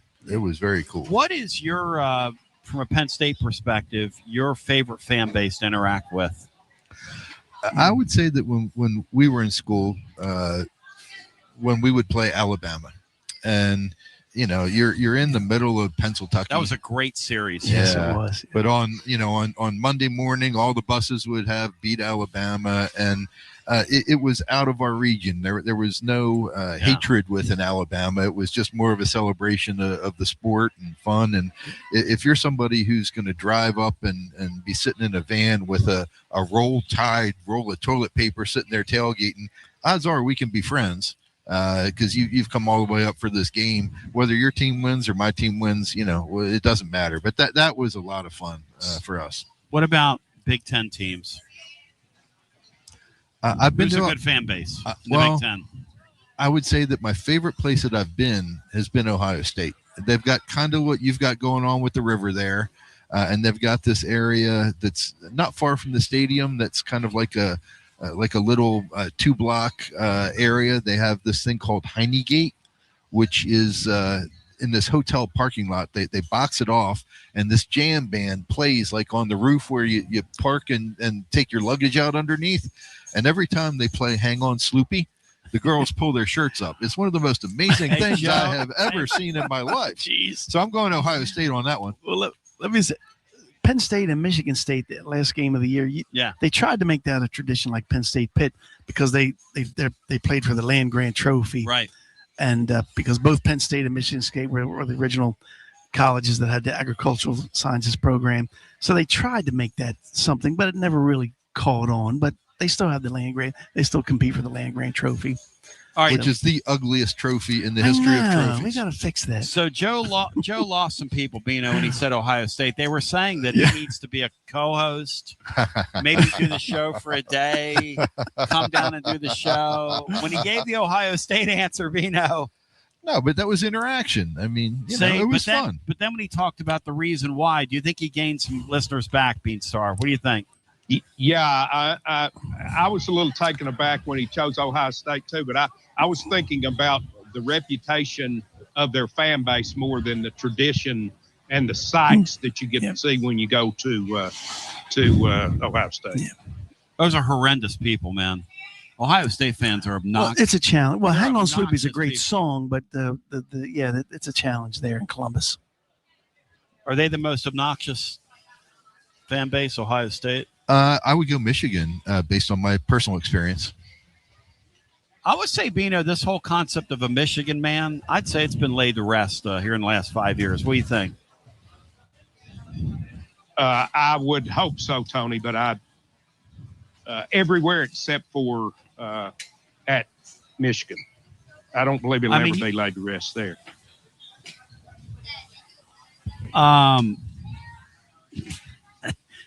Somebody said Basilio plays in a jam band, but the girls run when he plays Hang On Snoopy. Everybody's a commodian. Everybody's a commodian. So back to that original list here. The Auburn game, guys, $221 on October 3rd to get in right now. What am I missing, Bino? That's a $221 get-in. Is that because, Bri, they haven't been here in so long and Auburn fans are interested, or what are we doing here? Certainly that doesn't hold up, does it? You got the, I guess everyone wants to see Tim Banks again, who's the position coach down there now. So Auburn used to be a traditional rival. Florida kind of replaced them on the schedule, but they're back in Neyland Stadium for the first time in 13 years when you still use the old BCS format. Hey, can I ask how long a drive is it from Auburn up to Knoxville? That's about 5 hours. Okay, 5, yeah, 4.5, 5. You suspect a lot of Auburn fans will make the trip then? I mean, they haven't been in 20 years, but they don't really have a good team. They've post-COVID, they've won 6 games twice. They haven't won 9 games since 2019. I mean, they've been going through it. They've had a string of bad coaching hires there. The funny thing about the sport is that both of our teams have gone through it, and the fan bases remain huge. At a lot of places, when you go through it, fans jump. I don't think that's the case at Auburn, though. Auburn feels, Bino, like they've stayed and hung in there with their players, with their program. Yeah, Auburn that might be why. Has them against the world chip on their shoulder, similar to what we have. Yeah, because they've always kind of been second fiddle in their own, where we've been second fiddle a lot of times in this league. They've been second fiddle in their own state. So it's a tightly knit fan base, and I think Brian's right. I think the renewal is big for people, and the Golish Heupel combination is big for people. I'm surprised the disparity, and I like doing this research for us. I'm surprised the disparity between Texas and Alabama isn't bigger. $12 separates the get-in ticket price, $364 per ticket for Texas. You think that's serious? Fidan's a serious business. That's some nice change there. You're not going to take the whole family. You might just take the wife. That's what we call. Leave my 5 kids at home. That's called professor pay. right. You better be making professor money if you're going to that game. Professor consulting on the side. Yes. It takes that extra side money to pay for that. $364. Bino, are you surprised that it's only a $12 disparity between the Alabama game and the Texas game? Does that surprise you? No, I think it just speaks to. I'm surprised that anything would overcome Alabama, especially a team that has never been here, that we don't have any real connection with in the last 50 years. But just the fact that it did overcome Alabama shows you how much Texas has been on the Tennessee fan base's mind, and maybe Texas's as well, that they're coming to this game and would drive that price up there. Alabama comes in every other year, though. They know that. Right, Texas, Brian. This is the first time they've ever been here in the modern era, and maybe ever. And Texas has star power. They got that whole Manning thing. And our fan base's reaction when they show the shots of Peyton Manning sitting up there in a Texas orange, Bino. Is Manning going to put Texas orange for that game, Bino? I don't think he will do that, Tony. I think he's obviously pulling for his nephew, but I don't believe he'll take it to that extreme. Would it bother you, Bino, if he did? Peyton doesn't have to prove his loyalty to this program to me. And I'm a family guy, so no, it would not bother. I wouldn't do it if I were him, but it would not bother me. I've got two possible reasons why that ticket price is so high. Hit it.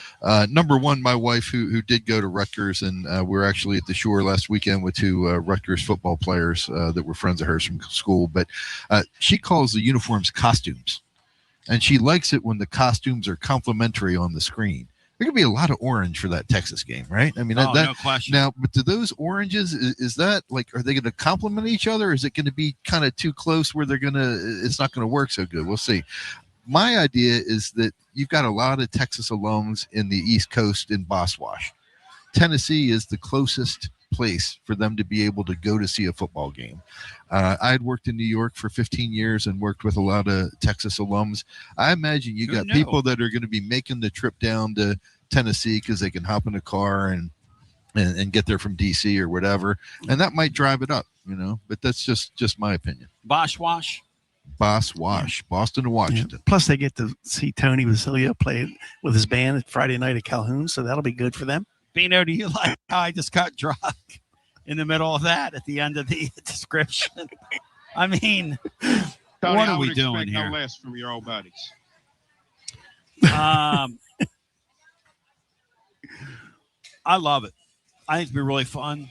I'll tell you, you're right, though, Bino. That does speak to the absolute value of the Tennessee-Alabama series down through the years. It was really my first indoctrination. See, when I grew up watching Penn State stuff, and these guys were talking about that, the Penn State, when they played Alabama series, was just so special. And they had a series of games. They played them in the Sugar Bowl. My brother was at that game. We were talking about that the other day when Joe Paterno called the same play 4 consecutive times. R.I.P. You got to love Joe. Lost a national championship. I know, darn it. But Barry Krause went high. Yep. And he met E.J. Jr. I can still remember. And they met. Who was the ball carrier? Do you remember? I think it was either Matt Suey or Mike Gooman. Mike Gooman, yeah. Bino, is that a great Goomba name, Gooman, who had a kid that went on to play? And tell Bino what a Goomba is. He doesn't know. Well, that's a slang term. Basically, it's a good friend, a paisan, a good friend. The correct term is a kumar, but then it got truncated to Goomba, but it's a good friend, a good paisan. And there's a young lady I went to school with who married what we call Goomba, and she morphed into one. Yeah, yes. Kind of an amazing. This happens. I can show you the photos. Anyway, so Goomba by association, I guess. Yeah, Goomba by association. Bino, Kimball Palmer says there'll be a takeover in our stadium. Says 30,000 Texas fans. That's why the price is high. Do you believe it, Bino, that they're coming? Yes, I believe they're coming, Tony. I don't know about 30,000, but I believe they're coming. Brian, you're my aesthetics guy. Bright orange and that burnt orange, our PMS, whatever we call our color, and whatever that is. How will it look aesthetically on the field, Brian? I think Texas is going to wear their white, though. White with their orange, with their shade of orange numbers, and Tennessee will wear orange with their white. I think that'll look that could look kind of like like an inter-squad scrimmage type as far as the it's gonna be weird looking like on the field, because Sherbert versus yeah, somebody said Sherbert versus rusted wire. That's actually not a bad that's actually not a bad look at Doesn't Tennessee do a blackout? Yeah, but they won't do it for that. Okay. That game's too sacred, right, Bino? Kentucky. Yeah. Bino, they won't play around. It's a night game late in the year where it's dark. We're not doing any gimmicks for that game, are we, guys? Are we checkering, kneeling, or anything? Is there any gimmicks? That game's big enough. Checkering, kneeling that game, right? Oh my gosh! Beam me up, Scott. I could be wrong, but Oh, You don't like that, Tony? We were there for the one game. They checkered. That was great. Oh, my Rona. I had to get a white shirt and an orange. Boy. Because I didn't know which one was which, but we did it. It was great. We'll come back on the other side. Upon the continuance, we'll get some calls in. If you want to get in, 865-200-5402. I'm hanging out with a couple Goom. Are you a Goomba? I married an Italian young lady, which Michael gives me credit for, but Yes. no, I do not have a drop of Italian. He is by marriage, though. Yeah, so he's Goomba. He's a made man. Yes. Yeah. More on the other side after this.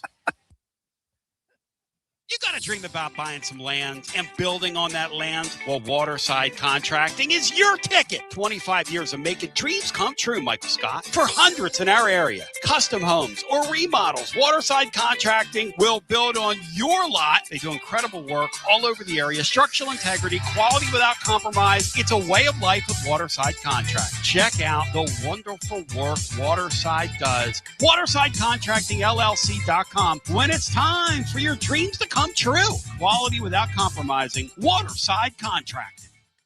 He doesn't always drink beer, but when he does, he definitely prefers Dos Equis. That's right. The most interesting man in the world has returned, and he's more interesting than ever before. His phone is addicted to him.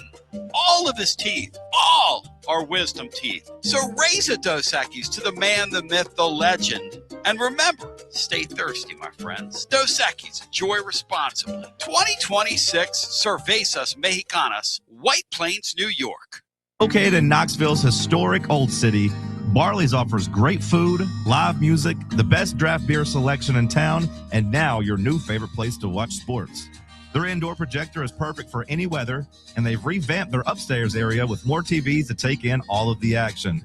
Their menu features hand-battered chicken tenders, juicy burgers, fresh salads, and the tastiest pizza in Knoxville. You can enjoy their happy hour drink specials daily from open until 6 p.m. Barley's Tap Room and Pizzeria. Like our 2026 football Vol, score a T3 TD every time with T3 Vodka, Tennessee's premium vodka, handcrafted with passion, precision, and a whole lot of pride. Right here, handcrafted in the majesty of the foothills of the Great Smoky Mountains. Quality around here isn't just a promise, it's a way of life. And T3's filtered 10 times, 80 proof of vodka, delivering a smoothness unmatched. This dedication to excellence has earned T3 Vodka prestigious accolades, like a 5-time gold medal award-winning vodka and your SIPS Consumer Choice Award medal winner as well. Whether you're sipping it neat, on the rocks, mixing your favorite cocktail, T3 Vodka, your choice for a premium award-winning experience. Be like Maury Hanks. Score a T3 TD. Ask for T3 Vodka by name at restaurants and wine and liquor stores today. Drink it neat, drink it right, and score a T3 TD all 2026 long. Tennessee's Premium Vodka, T3, Tennessee's Premium Vodka, distributed by Empire Distributors of Tennessee. Basilio here, and my friends at Carnes Motor Company started with a dream over a quarter century ago. I met Rob and Brian back when I still had hair, and they were working at a huge dealership in West Knoxville. But they told me back then they wanted to sell cars on their terms, and I wanted to do radio on my terms. Their terms, just like my terms, are ultimately your terms. In both cases, you're the winner. A Car Guru's National Award winner with a 5-star rating on all sites, just like our Vols. Everything about buying a car from Carnes Motor Company is no hassle. They specialize in high-quality pre-owned vehicles between the $5,000 to $25,000 range. And if you need to sell a car, they'll either buy your car or they'll help you sell it. Carnes Motor Company also has a top-notch service department. Therefore, every vehicle is rigorously inspected and serviced prior to delivery. So you're guaranteed to get a quality pre-owned vehicle every time. If you need a place for service, they've got you covered. Come be a part of the Carnes Motor Company family and tell them you heard about it from me. Online at carnesmotor.com, Oak Ridge Highway, 1 mile past the Carnes light. Carnes Motor Company. Big news, Basilio family. Get ready because the 2026 Knoxville real estate market is officially shifting into high gear. All signs are pointing toward a record-breaking year, and the energy across East Tennessee is absolutely electric right now. Whether you've been dreaming of finding that next home, looking to capitalize on your current equity, or ready to dive into the investment world, the timing has never been better. Having a game plan is the key to winning in this fast-paced market, and I'm ready to help. Give me a call, Jennifer Morris, at 865-694-5904, or reach out at nextmovesmokymountains.com. That's nextmovesmokymountains.com, and go Vols. Basilio here with the great Chad Stockton of FC Alliance. And Chad, I can hear it in the background, brother. It's World Cup season, and you guys are in the middle of it. Talk to me. We are excited. Our U9 through U12 trials just kicked off today for our locations in Knoxville and in Johnson City. So we're ready to offer any player top-level competition, top-level training anywhere they want to be in Northeast Tennessee. In our programs, we offer competitive play for anywhere from 9-year-olds to 19-year-olds. We've got 2 locations. Our location in Knoxville is kind of our home base, and our location up in Johnson City in the Tri-Cities area is our FC Alliance North. Both locations are growing tremendously, and we're excited about what the future holds here at both locations. Growing the beautiful game in the season of the World Cup. Chad Stockton, how can folks get more information? Go to our website, FC Alliance or FCAllianceNorth.org, and both locations we're happy to serve the beginning player or the more experienced player, because what we will promise is the top-level training and top-level leagues that we can play in for all of our players. Growing the beautiful game in Knoxville and now also in the Tri-Cities, FC Alliance. Thank you, Chad Stockton. Thanks. And the beautiful game's grown. Make no mistake about it. I'll tell you what else is a beautiful game. Game of baseball. And when my Smokies take the field, and lovely Laura's going to be in attendance tonight. It's unbelievable. Amanda Rich now joins us from our Tennessee Smokies. Our Knoxville Smokies. Old habits die hard, Amanda. How we doing? I'm doing well. How are you? I'm pretty fired up, focused, and prepared for the weekend ahead. I'm actually heading to Ocean City, New Jersey next week for a week at the beach. Any advice to me? Hey, take your sunscreen and enjoy it. Are you a beach person? Absolutely. Give me the sun, give me the sand. I want it all. Wow. Okay, I'll tell you this. I'm not. So the last couple times I've gone to the beach, I have not touched the sand. I sit on the boardwalk and I play music. That's my way of getting away. I bring my guitar, my mandolin, and I just sit there and play music. That's pretty boring, isn't it? That sounds pretty perfect to me. I mean, there's really no agenda when you're at the beach, right? That's exactly right. Jersey Shore? Yeah, ask her. Have you ever been to the Jersey Shore? I have not, no. Okay, you have to come up and visit. It's an experience. Yeah, very unique. All the Goombas. Anyway, so Amanda, tell me about this weekend, and you're greatly appreciated. Yeah, absolutely. We're really looking forward to this weekend. We're adding a whole nother meaning to baseball here at Covenant Health Park. So tonight we're painting the park pink in support of breast cancer and really just all cancer survivors, caregivers, fighters, warriors. So it's going to be a really special night. We're joined by American Cancer Society, specialty jerseys. We're going to have a survivor walk, all sorts of recognition and just really great things. So we want our fans to show up in their pink, support, and help us paint the park pink. And then we're going to keep those causes going into tomorrow for Saturday. We are going to have our Knox Giants night. So we're going to pay homage to the Southern Negro teams and, the teams that really shaped the game of baseball for us here in Knoxville. So 2 great causes today and tomorrow. And then Sunday, we're going to slow down a bit. We're going to have got our day game coming up. But then it's also a Cub Club. So bring the kids out, bring the family out. We'll have post-game kids run the bases. And we'll finish this series with a high note. And you're on the High Noon Hotline, so that's appropriate as Amanda Rich joins. And we're talking about the weekend to be. One of the great features of the new stadium is the plaza there where you pay homage to many of those that blazed a trail for the sport and those statues in keeping with what you guys are doing Saturday night. Yes, absolutely. And we're going to fill the plaza tonight and tomorrow. Live music, educational moments, and more of that recognition. So we're really trying to take in the whole Covenant Health Park experience, and really from the moment you arrive outside through walking in the gates, just really encompass those themes. Amanda, if folks want more information, how do they do so? How do they find you? Follow along on our social media, Facebook and Instagram for updates, and always head to smokiesbaseball.com. And Dr. Mike Fidanza here has a pitch he wants to make to you regarding the Jersey Shore. What beaches have you been to, Amanda? Like where if you go to a beach, where was that? Really not, honestly, haven't gotten out too much. I've been to Daytona Beach a couple of times with some family, and really outside of that, not a whole lot. All right, give her the Jersey Shore pitch here. Oh, you have to come up to the Jersey Shore. There's Ocean City, New Jersey. That's more family oriented. That's my spot. That's a great place. That's a dry place. It's dry, so that's more family oriented. Then there's Sea Isle City and Avalon, and that's not dry. If you're old school, like a traditional, you want to go to Cape May.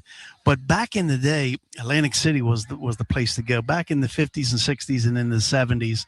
That's where all the old Italians from Philadelphia would spend a month there in Atlantic City. But right now, Ocean City, New Jersey is the place to go because Tony's going to be there. That's why it's the place Amanda, to go. Does that sound like a bunch of Italian people walking around, Italian American people? Does that sound inviting? I can't knock it till I try it, right? Got to do it at least once.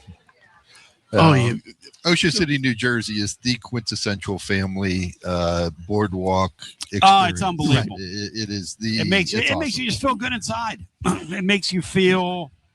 It's kind of like this show. It just makes you feel good inside. It does.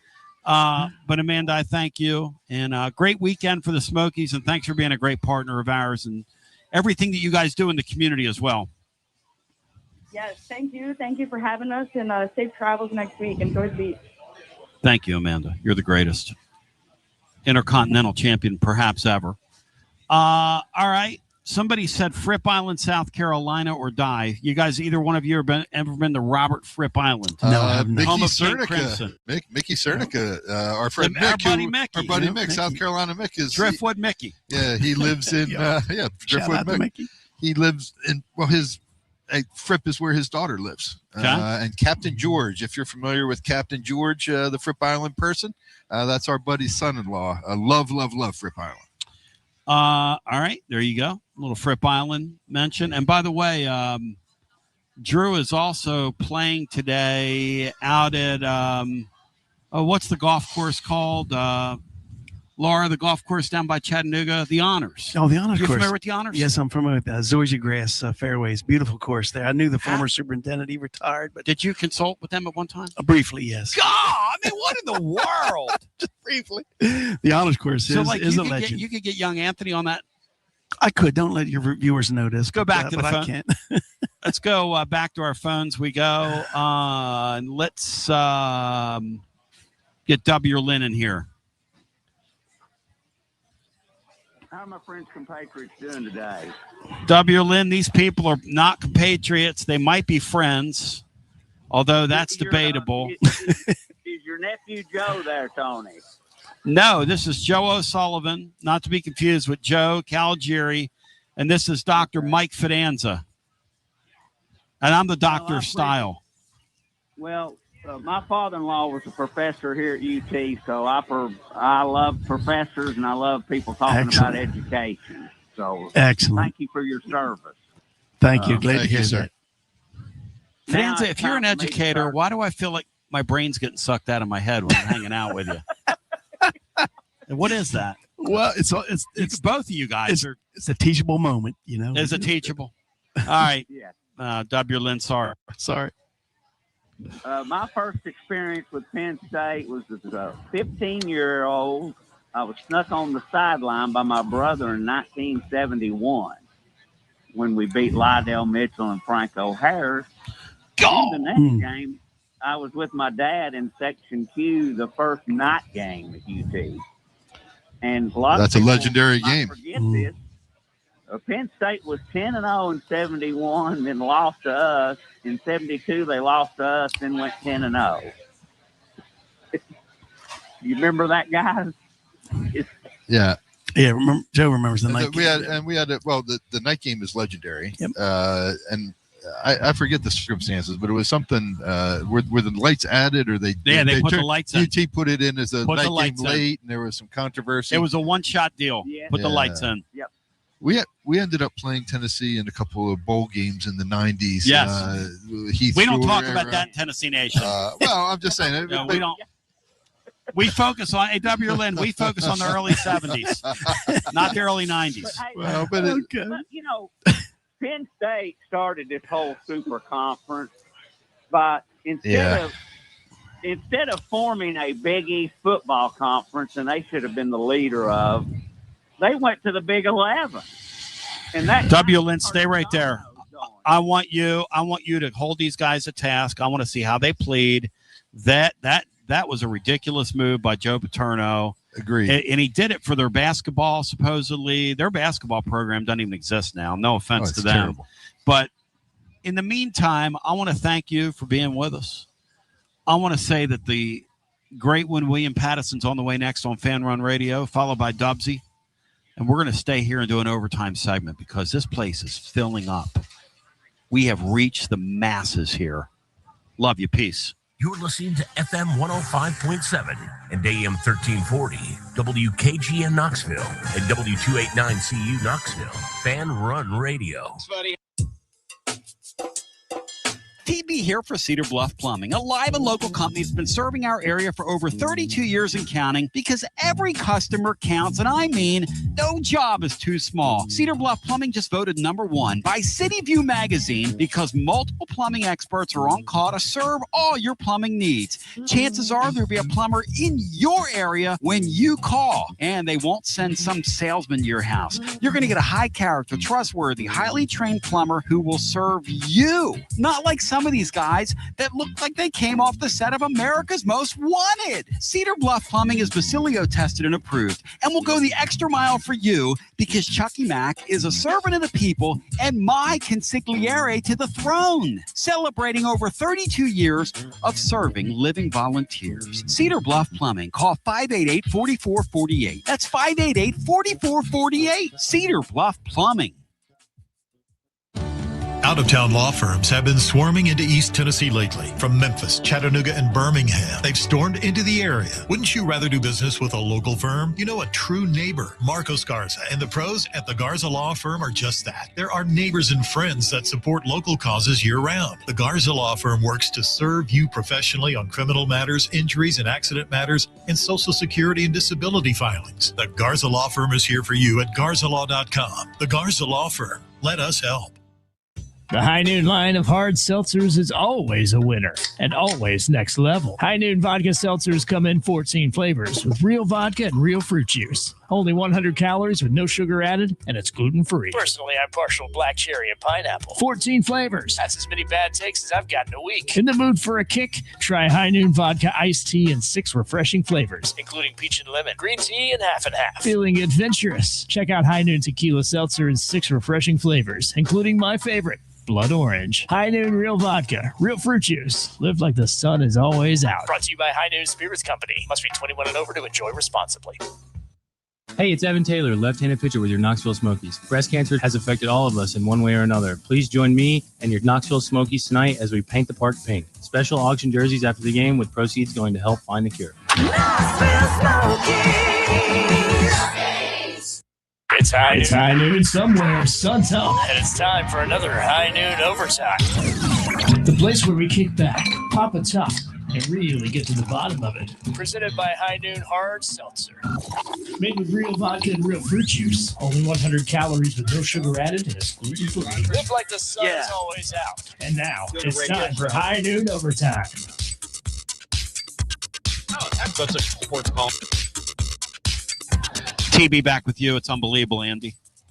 Some folks ask me what we're doing here. It's a beautiful thing as we welcome you back, trying to execute here and do our thing. And we're live with you, making it happen on the ones and the twos. I'm going to get W. Lynn back in here with the Penn State boys. My Penn State boys have jumped up here momentarily and left me. Hey, Bino, Jeff, your thoughts on, before we get W. Lynn back in here, because I want those guys to get back in here, your thoughts on just bringing these guys in here and doing my final show from this area today in this fashion. Mistake or okay? What do you think, Bino? Talk to me. No, I think it's great, Tony. I think it's the only way to close out your visit there is to bring your old buddies in, and they're both knowledgeable college football fans. I've enjoyed it. Yeah, and the funny thing is, one thing we didn't bring up that maybe I could bring up is what it was like going through that whole Sandusky thing. Because the scandal stuff, man, that was just, I mean, that's a brutal, brutal, brutal thing. And, fans, we've been through this, right? Fans don't ask for any of that. And sometimes that stuff visits upon you. You know what I mean? No, nobody asked for that. I can't imagine how bad that would have been to go through for Penn State fans, for any fan. But anybody. Penn State was kind of the picture of purity almost. Yeah. And, obviously that was somewhat of a facade, but they had always tried to do things right. And for that to explode like that is just awful.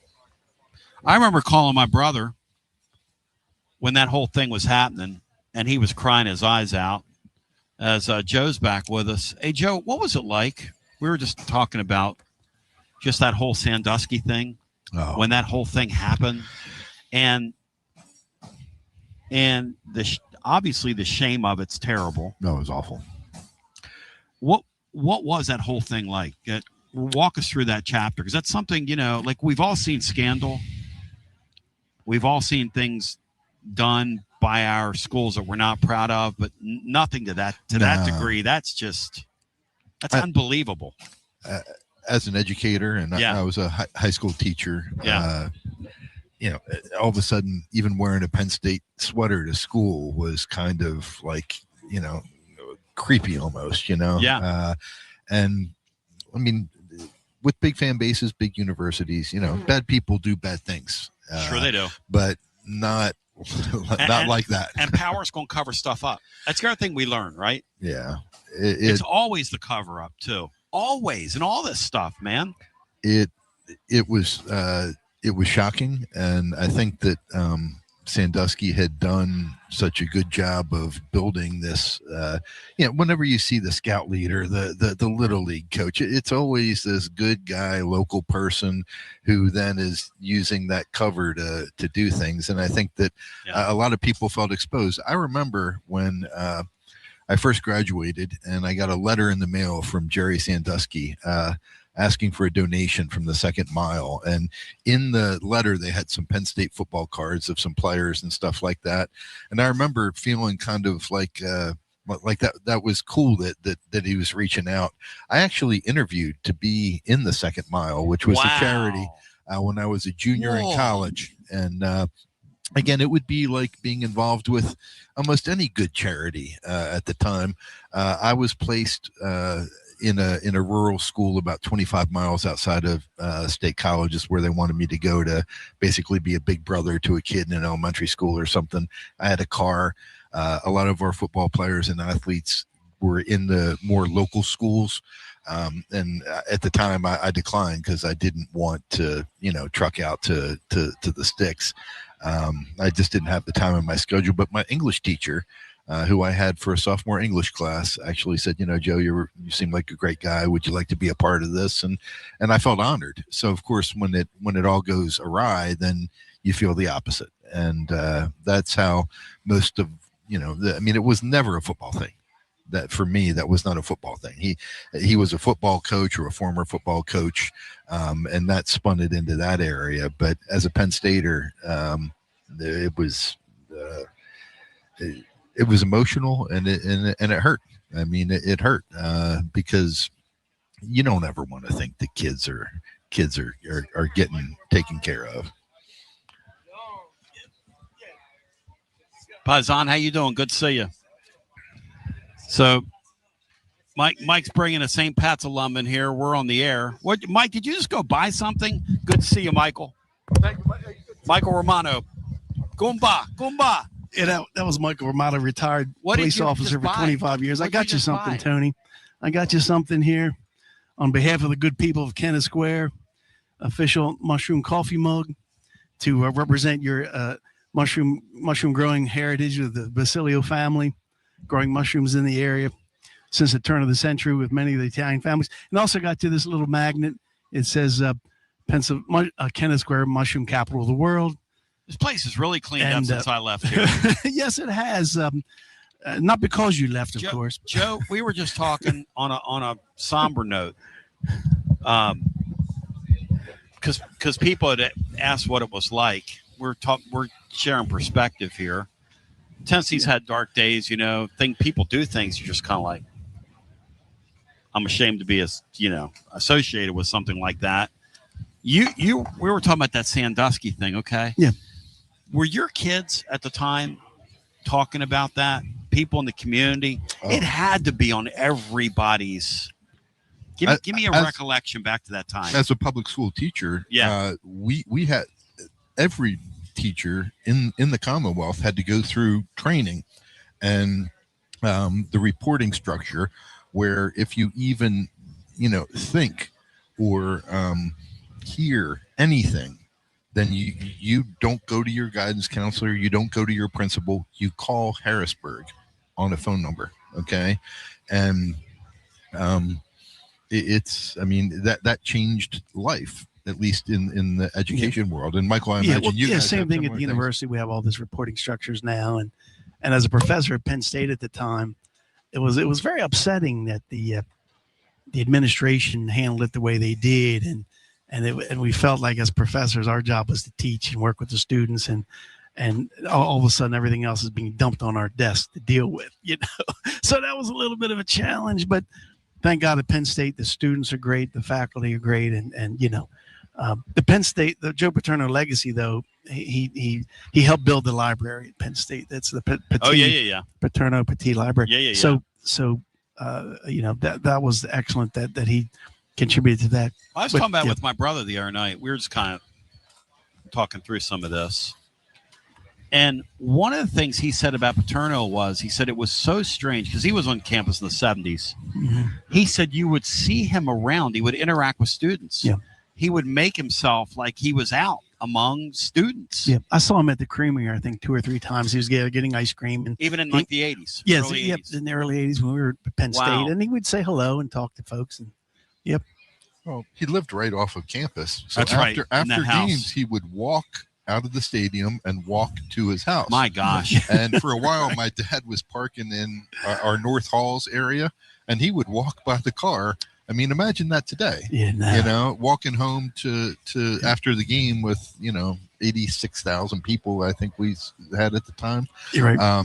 Right. You couldn't do that today. No. Just have Ryan Day walk out of the stadium, or whoever. You imagine that, Bino, if Heupel, after blowing a game and they mismanage the last 90 seconds, walks back to his house? Or any of these people, Beanstar, you imagine that? Not without like 10 troopers surrounding him. He would walk by himself. He would walk by himself.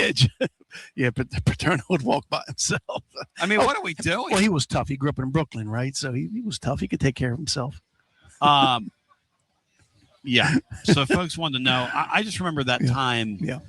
As more and more stuff dripped out. Yeah. I remember calling back to my brother, and like literally, he was so angry. He was like in tears on the phone. Yeah, it was sad the way it was betrayal handled. Almost. Yeah. Oh, yeah. The way the administration. It's always cover-ups that get you, man. Exactly. And there was no need for that. What are we doing? What are we doing? Because if it's known, one thing we know about today, if it's known, eventually it's going to be known. Absolutely. So you might as well deal with it when it's known. Yep. At any rate. So, Laura, that's how we should handle, all right, let's get W. Lynn back in here. W. Lynn, you were reminiscing, and I wanted these two gentlemen back in here when you hold them to task. Well, I was just saying that I kept up, I hated independents. I'll just be honest with you, because they could go to any of the three major bowls, and the SEC from every other conference was stuck in a bowl. And I just thought Penn State, I always dreamed they would form some kind of Big East conference. They would lead the way with Pitt and West Virginia and Temple, Tony. Temple was part of that. And I don't know if that was ever illustrious talked tradition. About. Was that ever talked about, forming some kind of football conference before they joined the Big Ten? Penn State, we played basketball in the Atlantic 10, and Penn State football as an independent was our cash cow. So Penn State football, kind of like Notre Dame right now with the ACC, wanted their cake and to eat it too. Paterno, though, tried to create a Big East all sports conference. He absolutely did. And it was actually Syracuse that shot it down. Because Syracuse was a part of that Big East. It was the greatest thing going. If it was today, Syracuse would have jumped so quickly into a football league. But that's not how things were done back then. Syracuse, actually, W. Lynn was the school that said no, thank you. Syracuse football for a while. I mean, they've got great tradition, Floyd Little and so on. They were really good back then. But they had a run of quarterbacks: Donovan McNabb, Donnie McPherson. I mean, Syracuse was a very strong player, and maybe this new coach will kind of get them back a little bit. Actually, Penn State's kicker Ryan Barker is from Kennett High School, our school. Yeah, he was the first Division I player. We only got football in the early 2000s at our school, but his younger brother is going to Syracuse to kick, so I'll be a Cuse fan. But you turn their games on and there's nobody there. They used to sell, the sad thing is too, W. Lynn, is that would have been fun if the East would have had a conference, because then Bino would have worn me out over the years. Bino, you imagine if the East had a conference and you had been getting on me about how bad it was, Bino, how weak it was. Hey, now. Would Bino do that to you? They've been good. Pitt and West Virginia, too. Virginia. Good. Yeah. So, come on, W. Lynn. You don't have to be nice to these guys. They know the drill. But to the point that we made earlier is that those schools are schools that we could have gone to. Yes. And they're regional schools, and I do like the regional kind of concept. Right.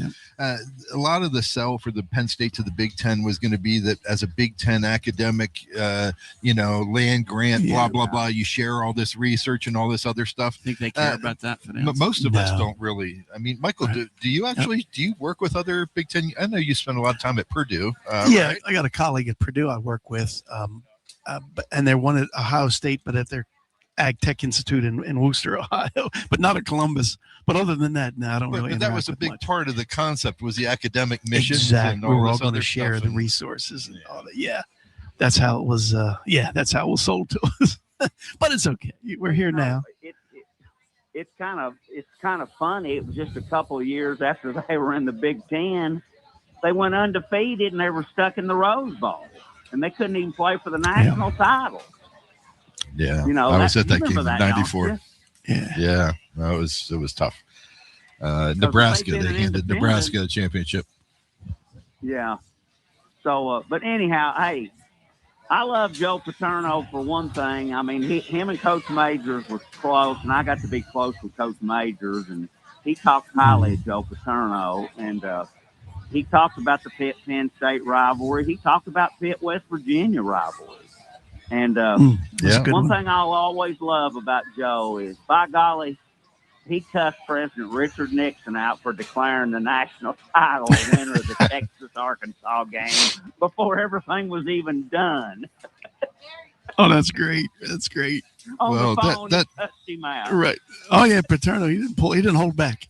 Well, the rivalry of Pitt West Virginia, they call that the backyard brawl, and I have been to that game in Pittsburgh, and that is an intense rivalry. See, and they are very close to each other, maybe 60 miles. That's what's wrong with college football. We don't play those games exactly, anymore. And that makes was a heck of a zero sense.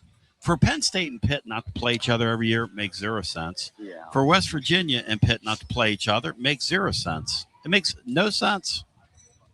I don't care conference, no conference. I don't care what league you're in or not in. I mean, it makes zero sense. I hate to hear y'all are putting in more luxury boxes, but it does seem that's the way things are going. I mean, I know a guy that at church that says he's on the bottom of the donor list, and he's paying $8,000 for 4 seats for 7 games. Ooh. Yep. That's $286 a ticket per game. Nobody cares. So, I mean, when my dad took me, he was a machinist. We sit near a doctor. We sit near, a teacher. It was just, you got to know the people in your section because you were there year after year with them, and that was part of the tradition from, growing up. Best thing about sports to me is the melting pot aspect of it, the community aspect of it. Yep. And today we've partitioned. You're over there, you're over there, you're up here, you're down here. And you know where Basilio is? He's up there where you need an oxygen tank in all these stadiums. Even when I went to the soccer game last Saturday night, the Philadelphia Union, I was in the last seat of the stadium. I couldn't figure out why they were so cheap. People knew that when the fireworks went off, I got a full lungful. Okay? That's why we're coughing. The whole time. Yeah, that's why we're coughing right now. Yeah. But thank you, W. Lynn. Incredible call by you, by which all others. This is great what you're doing. Nobody else in the country would do this. No radio station. This is wonderful. Well, that's a good point. Maybe that's why I'm. Thank you. Good talking to you. Tony. Tell those Penn State guys Tony's number 1 down here. Oh, yeah. We know that. He is. He's highly respected here in Kennett Square. Is his hometown. Number 1. He's got many family members here asking, when is he moving back to Knoxville? He's been here too long, but we're happy to have him here. Thank you. Thank you, W. Lynn. All right, breaking news. I don't know if Titans Bill's listening or watching Matlock or whatever, but Knott's Landing. Bino, have you seen this about Donna Mills? Because Maury Hanks sent me this today. Brian, have you seen the news about Donna Mills? Refresh me. Who is Donna Mills? Brian, Donna Mills was and this is from the New York Post, is a Knott's Landing icon from the 80s on the show Knott's Landing. Did you and Bino watch Knott's Landing, either you or Bino? I did not, Tony. Bino, do you know is who that like a Donna Mills spinoff? is? Correct. Very good, Brian. I stopped with that after JR died. Yeah, so beautiful. Donna Mills. There's a lady sitting right next to us. Donna Mills is launching an OnlyFans account, Brian, at the age of 85 to celebrate her 85th birthday. Now, Tony, what does that mean, an OnlyFans account? I'm just a lowly college professor. I don't know what that means. Bino, what does that mean, OnlyFans account? Bino? I don't know, Tony, but from the sounds of it, I don't want to watch it if she's 85 years old. I mean, somewhere Titans-Bill is, well, never mind. But with age comes beauty and wisdom. Brian, who's got more? How do we put this? Who's got more of a tingle right now? Titans Bill or Ken Miller, the Penn State fan? With the last 2 hours, or Titans Bill with the news that we just broke? I'll say Titans Bill. I would agree with that. I would agree with Joe, that. I have a Jersey Shore story. All right, bring it. Tony took me to Atlantic City. Of course, it was the middle of December. Ooh, we walked great time down to on visit that AC. boardwalk, and that is the coldest 6 or 7 minutes of my life. It was deserted. It was gray. I was looking for Charlton Heston filming a sequel to the Omega Man, because Tony, And it's a good Patsy movie. and Yeah. I were the only morons inside, outside.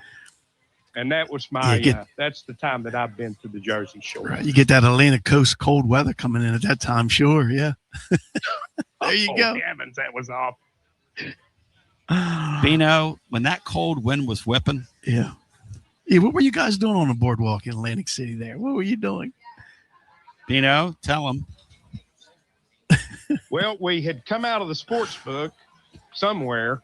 That was what we really went up there for. It was on a Sunday. We were going to watch NFL games at a sports book up there. And I told him I'd never been on the boardwalk, so it was my fault. And I wished I'd never been on the boardwalk to this day. Well, you gotta come here in July and August and enjoy it that time. You would love the Paisans up here. And you need to get Finanza and Joe Bino to take you on the Mafia tour in Philly. Oh, I need to They do would that. both. I need to see. Yeah, I we'll need give to you see all the the old spots. Sound of Philadelphia studios. Those are the two things I TSOP, need to yes. Yep. Yeah, Sigma Sound, it's still there. All that stuff's there. Okay, Brian, you'll like this. So let's see. It's called only to answer your question. Yes, thank you. It's called OnlyFans because Titans Bill is going to be the only one that's going to buy a subscription to her. Not only fans, only fan. Oh, only fan. Okay. Poor Billy. Oh, does she need the money, Tony? I don't know. I'm not. Yeah, who knows these things? I'm not. Yeah, I'm not. God bless. Yeah. Well, they said there's no such thing as bad public relations, and we are talking about her.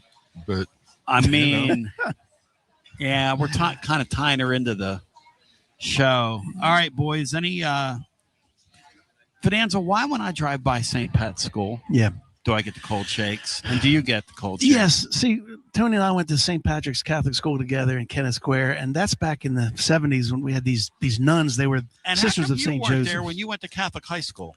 Yeah, that's right, Joe. My mother was actually a former Catholic nun, and we just went to public school.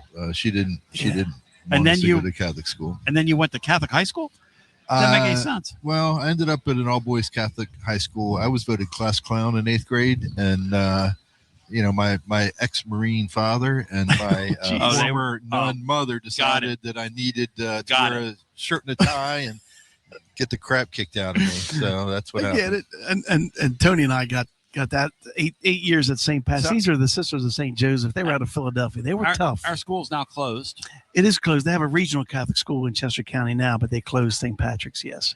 And when I drive by there, well, actually, I walked by there the other day playing music, and I literally started feeling weak in my knees. Yeah, it has that effect, yeah. And we learned a lot of the St. Pat's, though, didn't we, Tony?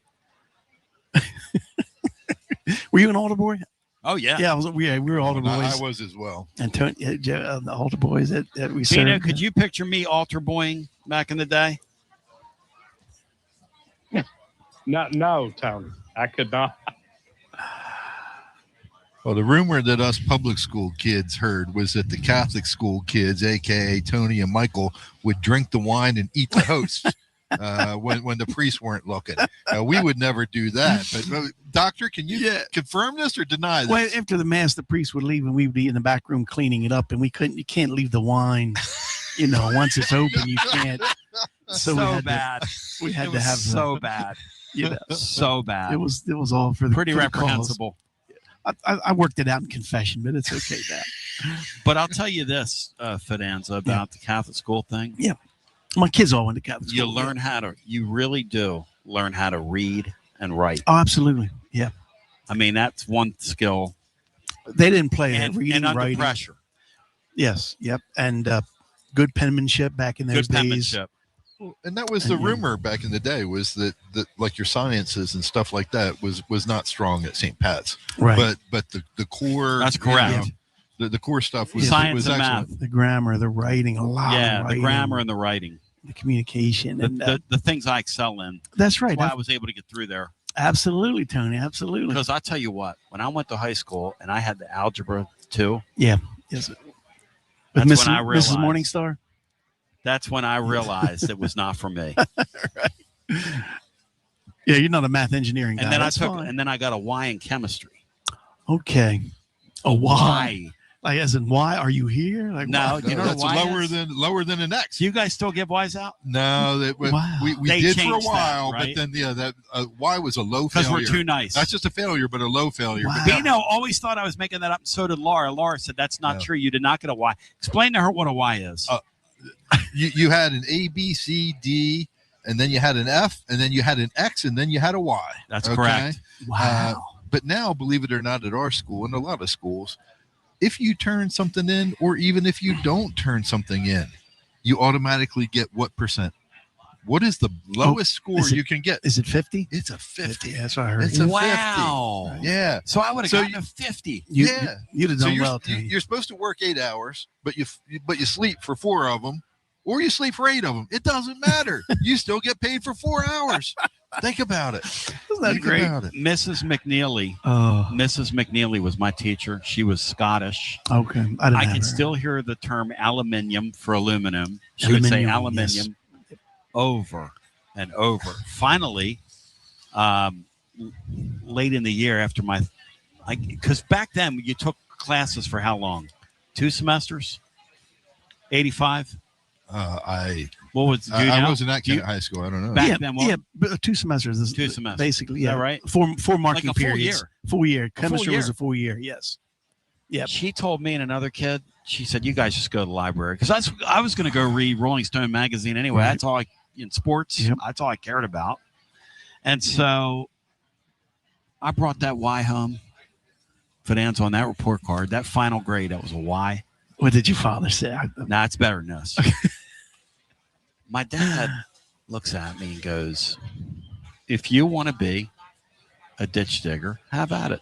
He said, I'm a dirt farmer. You want to be a ditch? You know, that's how they talked to you back then. Yes, absolutely. There was no. Did They they- didn't pull any punches. Were they playing with you? No, it was Were real. they like trying to, Yeah, hey, kid, here's a lifesaver? No, these were our fathers were and Joe, the sons and daughters of Italian immigrants. They were the first generation born here in Yes. America, here in Kennett Square, and Okay. they didn't play. So my dad is looking down my report card and he sees a bunch of C's and then that Y. Yeah.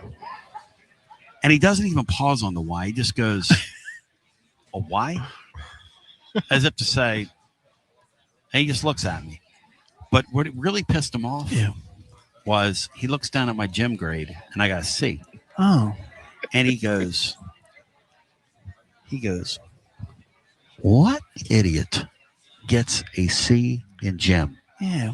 What were you doing, Tony? And I said, Dad, I forgot my sneakers 3 times. Oh, I see. Yeah. Yeah, was this when the teacher used to stand there and check off the list if he went in the shower or Yes, not? absolutely. You Talk had to about wear your creepy. Like we thought shorts. that was normal to have a teacher watching you get in the shower. Exactly. Bino, did you have a teacher Oh, that my would check off goodness. whether or not you got in the shower? Yeah, you had to wear the sneakers. You had to bring the gym shorts. All Bino? that. Yeah, shower. Do you guys have to shower at Oak Ridge? No, Derek Dooley was not a gym teacher when I was in high school. Jeez. My dad said to me, he said, look, if you want to get all C's and whatever that thing is in chemistry, fine. He said, if you want to live in my house, do not bring a C home in gym. Do you understand me? And I said, fair enough. To this Loud day, and clear. I have a nightmare about forgetting my sneakers. No, I am not kidding. No, that's like, yeah. You know those things that are buried deep inside Oh, your yeah. brain? Do you guys have those? Do you ever get those Oh, dreams? many of You those. yes. forgot you forget that last grade, Yeah, or you show up somewhere and you don't have any clothes on. You ever had that one? Yeah, you're never going to forget your sneakers now, are you? The oversleeping for an exam. in Oversleep for an college. exam. You have that? And unfortunately, I did it. We had an art history final exam, and me and this other guy were studying together, and we did not like the class, and we were not good at it. We both needed to get a good grade, so we decided we're going to pull an all-nighter. And then for some reason, we thought it would be a good idea to take a break and go to the Shandy Gaff Saloon good from 1 place. o'clock until 2 o'clock to socialize a Seemed little like a bit. good idea. Had a couple drinks. That's a good, And then that was a we good fell bar. asleep and we woke up and the exam had already started and we had to run across campus and we both got like C's or D's. Oh, I think the guy was great on the stuff. wrestling team, but that was real life. But I do have that dream I love over it. and over. Oh my God, I got to hurry. Oh, scary. I had a dream the other day that I was cleaning up my like dorm room where I was living with a couple other classmates, and a couple of the parents came, and they were people I went to school with. I was still in school, Bino, 38 years later. Now, Bino, is that normal? Is that a normal dream, Bino? I don't think there is any such thing as a normal dream. Well, when it comes to Tony, they're all pretty much out there. They're alternate universes that enter your mind when you have no control over what enters your mind. Yeah. But to Tony's credit, all of us, we went to Penn State because we're here in Pennsylvania. But Tony broke the mold. He didn't want to go to Penn State. He went down to the University of Tennessee. And he's the only one in his family that left the Commonwealth, yeah, right? That's true. Yeah. I'm going to say something that these guys, they're making a lot of jokes about Italians and Philly and, all that stuff. The YouTubers. But the industry that their parents grew up in, the mushroom industry, people think, it's agriculture. It's not, make the hay when the sun shines. It is a 24-hour-a-day growing cycle. And today, they're grown indoors in temperature-controlled environments. Today, they've got all kinds of computers and cameras, and you can the technology manage it from afar. But when their fathers were growing up, they would have to be awake and check on their crops 24 hours a day.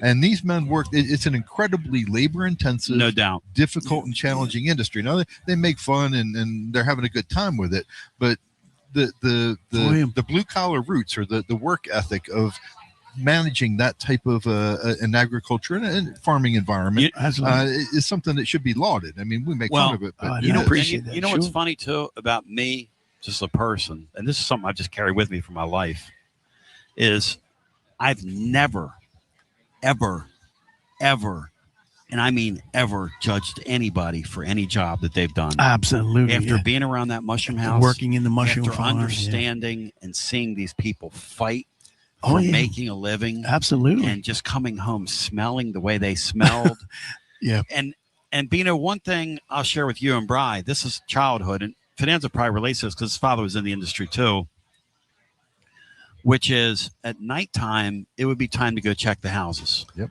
It didn't matter what inning the Phillies game was in. Right. It didn't matter what the Sixers score was or the Flyers score. Yeah. At that time, you left the house. Yeah. You got in the truck. Yep. And you drove with your father. Yep. And you went down and checked the house. That's right. Do you It didn't remember matter those if it days? was Thanksgiving Day, Christmas Day, Easter. No. You had to go check and check the temperatures, and it's very it's a 7-day cycle. I mean, it doesn't matter if it's Sunday or the weekend. It doesn't exactly. Yeah. And it's great to be part of the heritage. And this Kenneth Square now celebrates the annual Mushroom Festival, which is always in September. Big community Second event. Saturday in September. Second Saturday in September. Yep. And so that's a lot of fun to be part of that. That's how we grew up, though. But my dad, I mean, when I brought that sea home, he goes, "You want to dig ditches, dig ditch?" And he wasn't saying it like dismissively. He was just like, if you want to go out there and sweat. But he told me, and I tell this story on the air, because this is how they were. Yeah. Okay. Your dad wanted you to come back and work in the mushroom thing, and you kind of broke his heart. You were like, I'm going to go into this research. That was my original first plan, but then I switched it. Yeah, I was called. That's for sure. My dad says to me when I'm 13, Joe, no joke, he says, you are lazy. Nah. Yeah. He says, you need to just, when my brothers come around, act busy. Don't make me look bad for my brother. Okay. Grab a shovel, grab a broom. He said a broom's a good thing to grab, he told me. Right. And just start sweeping. Good. He's coaching you. He goes, I know behind the scenes what you're doing. And he would say, I know you're decking off. And they would say, would they not say that? Our parents. Yes. Would they look right at you and say that to you? Oh, yeah. There was no no double I care about your entendre, no hidden feelings. agenda. I care about your feelings. It was all out front. Yeah, they didn't care about your feelings. No. In fact, was brutally honest. How many times did I ever ask you how you felt when you were a kid? Did you ever get asked that? I don't think I ever have. No. Thank you. No. I rest my case. It was a lot of respect. We learned a lot of respect. We had to respect our the old cliche, respect our elders, and don't talk back, that kind of thing. Yeah. But when you look at the lack of discipline in a lot of our society. Yes. Okay. People, saying thank you, people showing up to work on time, people calling out sick, whatever. And then you look back at some of the things that, and we'll see, my parents were not in that industry at all, but our community has a work ethic that was required, and it's just part of what it was. Right. And I think that we're all better for it. I think so. Yeah, definitely part of the fabric. A mushroom farmer's day starts at 3 a.m. Yeah. They're up at 2:45. Nice, right. They're up at 2:45. At 3 o'clock, they're getting ready. 4 o'clock, they clock in. And then the way that it works for the people, and we do have a large immigrant population that is currently doing the harvesting, but they may work 2 hours that day. They may work 18 hours that day. It all depends on what's right. And they don't know when, they can't have second jobs. They can't have a night shift job at Wawa because they don't know when they're going to be free. Correct. And that's what your family lived with, basically, both of y'all growing up. There is a work first mentality, and the idea of saying, I'm going to go work and I'm going to make some money and I'm going to feed my family. That's right. Take care of my business. Take care of the family. Nobody's expecting to be given anything. I'm going to go be an influencer on whatever it is, and I'm going to get paid millions. No. Use your hands to make some money. That's right. And don't earn that C in Jim. You can work hard. You can be better than that. What's your dream, Finanza? My dream. Well, before the reoccurring dream you have, about. Because I think that's kind of the whole thing of we fear failure. Yeah. And we're kind of driven, and we don't think we're good enough. Yeah, I guess I would, like Joe said, sleeping in on an exam. Sometimes I would dream about missing, not handing assignments on time, research papers, and missing the deadline to hand in the research paper. You still have that dream to this day? Once in a while, I'd wake up in a little bit of a sweat. Oh, did I hand that paper in? Oh, wait a minute. That was 20, 30 years ago. I think I did hand that paper, but I still... About missing deadlines of work assignments. It keeps you on your toes, keeps you on your edge. I'll ask you, Michael. I mean, you travel a lot. I could never sleep the night before I needed to travel, right? Because you don't want to miss the plane. Yes. But you're all over the place. I mean, how do you sleep the I night appreciate before? that. You get used to it. When I first was traveling, I wouldn't sleep the night before. I would get a little nervous about use Xanax. But no, nothing like that. But I would. You get used to it, and then you just wake up early, get some coffee, ready to go. It's just something you get used to. So it's true. I love the psychology of those dreams and what they mean, and I'll tell you this: there was no how do you feel? Okay, I told the story at my dad's funeral. I've told the story on the air before, but this is what I was dealing with. So I go to Catholic school. They have zero sports, right? Right. At the time they did, yeah. Right. Now everything's CYO basketball, right? Yeah. You like I said, they had zero sports. So I'm going to Kennett. I decide I'm gonna wrestle. I'm gonna go for the hardest thing they have there, the wrestling team. So early in the season, Dad comes to a match. I'm like, man, my dad's here. I don't know what I'm doing. I'm out there wrestling a guy that's done it in AAU back then. Back then they had the AAU stuff. And I'm just, I'm out there on instinct, just trying to survive. They would have called me a fish back then. Yeah, getting flopped around. So this kid pins me in the first round, okay? And looking back, I'm wrestling at 105. I had that soup bone going for me. I came out and did a little bit of this, a little bit of that.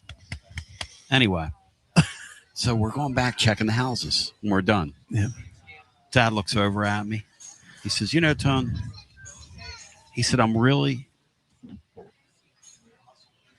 he said, you're really going to see this through, this wrestling thing. I said, yeah. Good. He said, that's good, son.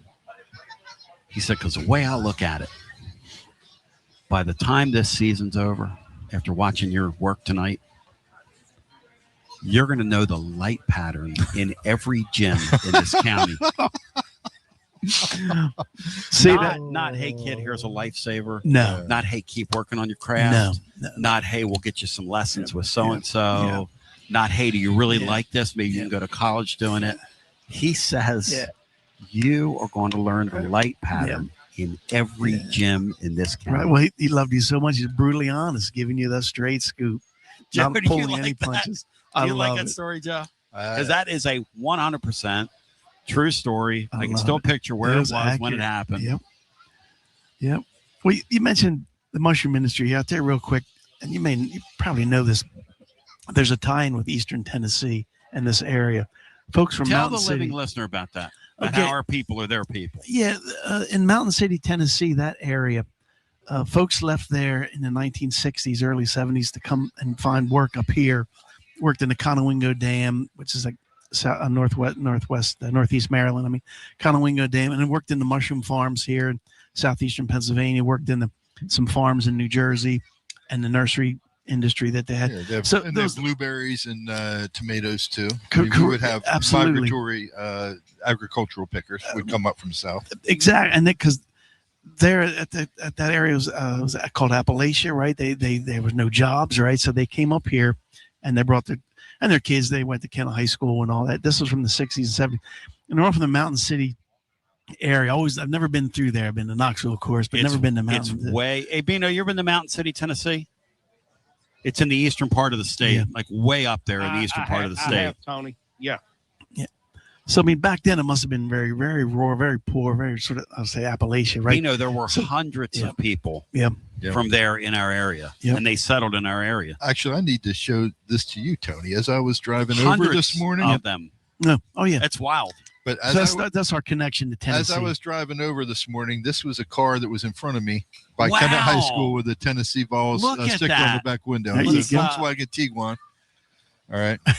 There it is. Let's put that up there. Well, that's your emergency alert. Hang on. yeah. We just got emergency alert. Tornado warning.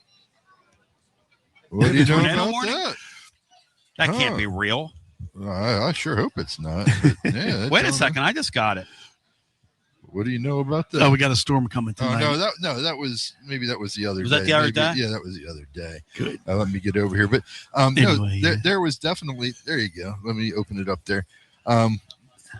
There is somebody with a That's a cool. license plate, a Pennsylvania license plate that has MISN space TN.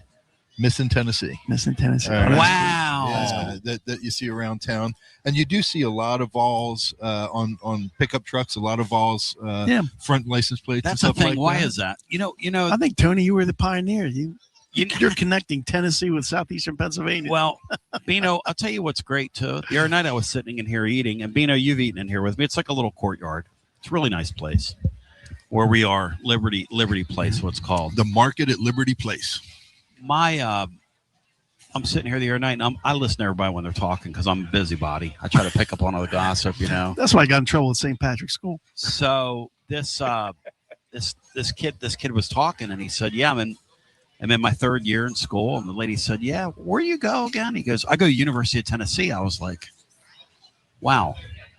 But that's happened 2 or 3 times since we've been here. It seems like you guys have some kids that go to. Well, there's a kid that you introduced me to. Yeah, he's a senior now, right? Luke Finfrock, Kennett High School grad, and he is going to be a senior. He was with us the first time at Calhoun's. Yeah, and he's a then great kid. Him and his buddy joined us at the tailgate with your baked beans friend that we did over The in great that- Rob Troxler. Yeah, that was a good time. But yeah, he is interning at Bank of America down in Charlotte this Wow. summer. He sends his regards. He and his family send their regards, and sorry that he missed you. All the SEC schools have become incredibly popular. See, that stuff didn't exist when we were kids. No, we didn't think that about world did not. No, University of Maryland. I went to grad school after Penn State. Virginia. That was considered West the Virginia. South, though, right? That, Maryland. that was. Yeah. To us, it was at the time. To W. Lynn. Hey, Bino, what have you thought about the This Is Your Life edition here in the third hour?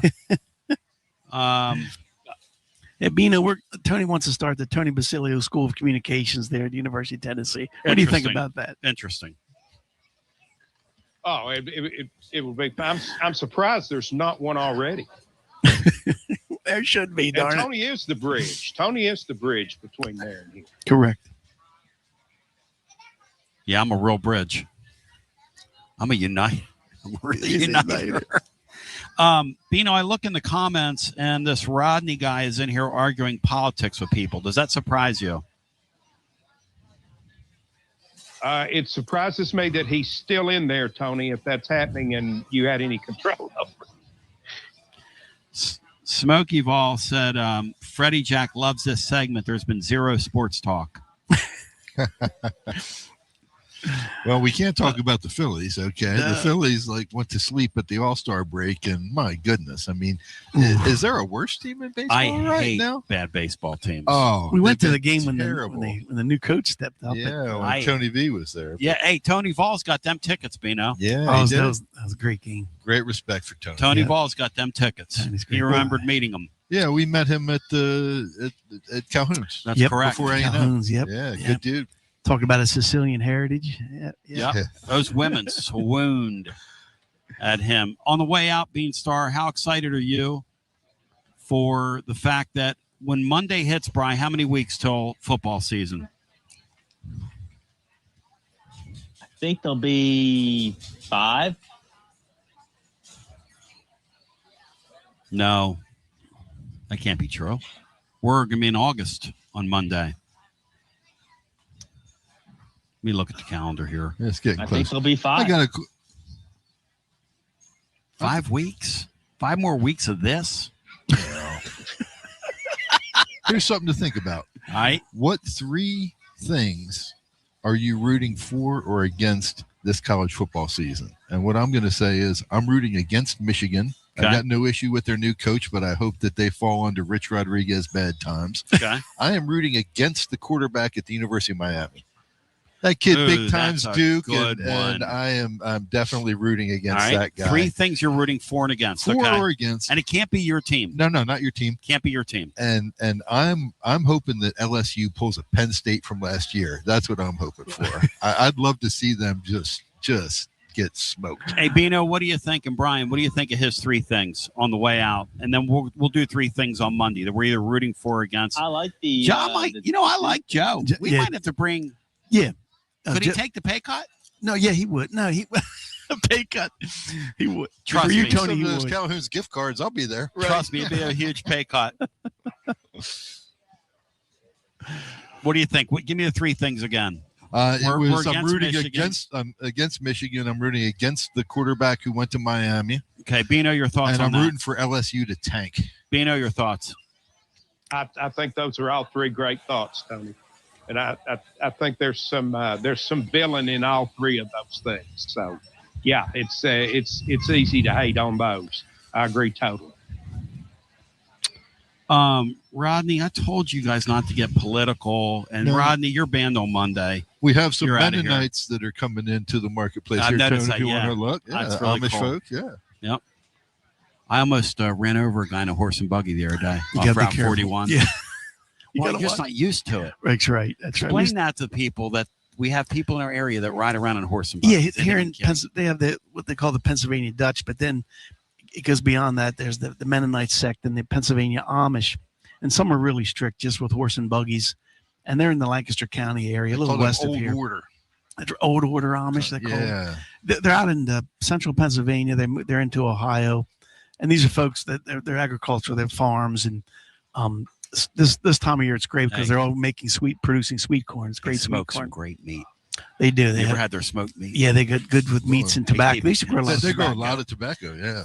But these are the Pennsylvania Amish, the old order Amish. That's it. They can't drive. They don't drive vehicles. They don't have No. phones. None of that No, stuff. no electricity. Bino, you remember that? You remember the horse and buggies? It's old Bino? school. Yeah, so it's an interesting new world meets the old world But there. they're people like anybody else. We They just sure had a bunch are. of Amish guys put our roof on. I mean, Yeah, a lot of them they branched out from farming into construction now. Good. What in the world is that? I don't know. That's the first thing I smelled Yeah, today. it's good food Besides here. Finanzas cologne. Yeah, it's a good. Yeah, it's good. Well, till we meet again. So what's that? English leather? What do you know? You Tony, when are we going to do this radio show over in Italy? Bino, what? That's not a bad idea. Come on, we'll have to do that. Hey, sometime. Bino, what the 3 things that you guys want to see? Can we do that on Monday? Absolutely. That'd be a great topic. I'm a blog on it. Orange Throat, I want your 3 things. Say it again. Give me the assignment. I want to write this down. Hang on. 3 things for or against you want to see happen. For Is that what or you said? against, yeah. 3 things All that right. you're for or against from the college football season. And mine happen to all be kind of negative, but that's you okay. know, it is what it is. For or against. But not including your own team. My High Noon Hard Line of seltzers presenting the fun and frivolity today. It's always great to drink to old friends and great times and new friends and new times, ladies and gentlemen. And that's why High Noon Vodka Seltzer comes in 14 flavors, real vodka, real fruit juice, only 100 calories, no sugar added. It's gluten-free. Black cherry and pineapple are next level. There's 14 flavors. Also, High Noon iced tea, 6 refreshing flavors, including peach and lemon. Also, green tea and half. And when you're feeling a little more adventurous, as we will be when we get down to Ocean City, check out High Noon Tequila Seltzer, 6 refreshing flavors. Blood Orange, in honor of the Texas game and the upcoming Tennessee season. Blood Orange is my favorite. High Noon Real Vodka, Real Fruit Juice. Live like the sun's always out. Brought to you by your High Noon Spirits Company. 21 and over to enjoy responsibly. For Dr. Mike Fidanza, for Joe O'Sullivan. Bino, I give you the final word. And the great Brian Hartman, Laura on the board today. Bino, Jeff, the final word. Hit it. Mike, Joe, be well, be blessed, and come see us in the fall. Thank you, Bino. Sure will. Love, appreciate you. GBO, one more week and you're going to have me to deal with. One more week and you're going to have me to deal with in one more week. Love you. Thanks. Peace.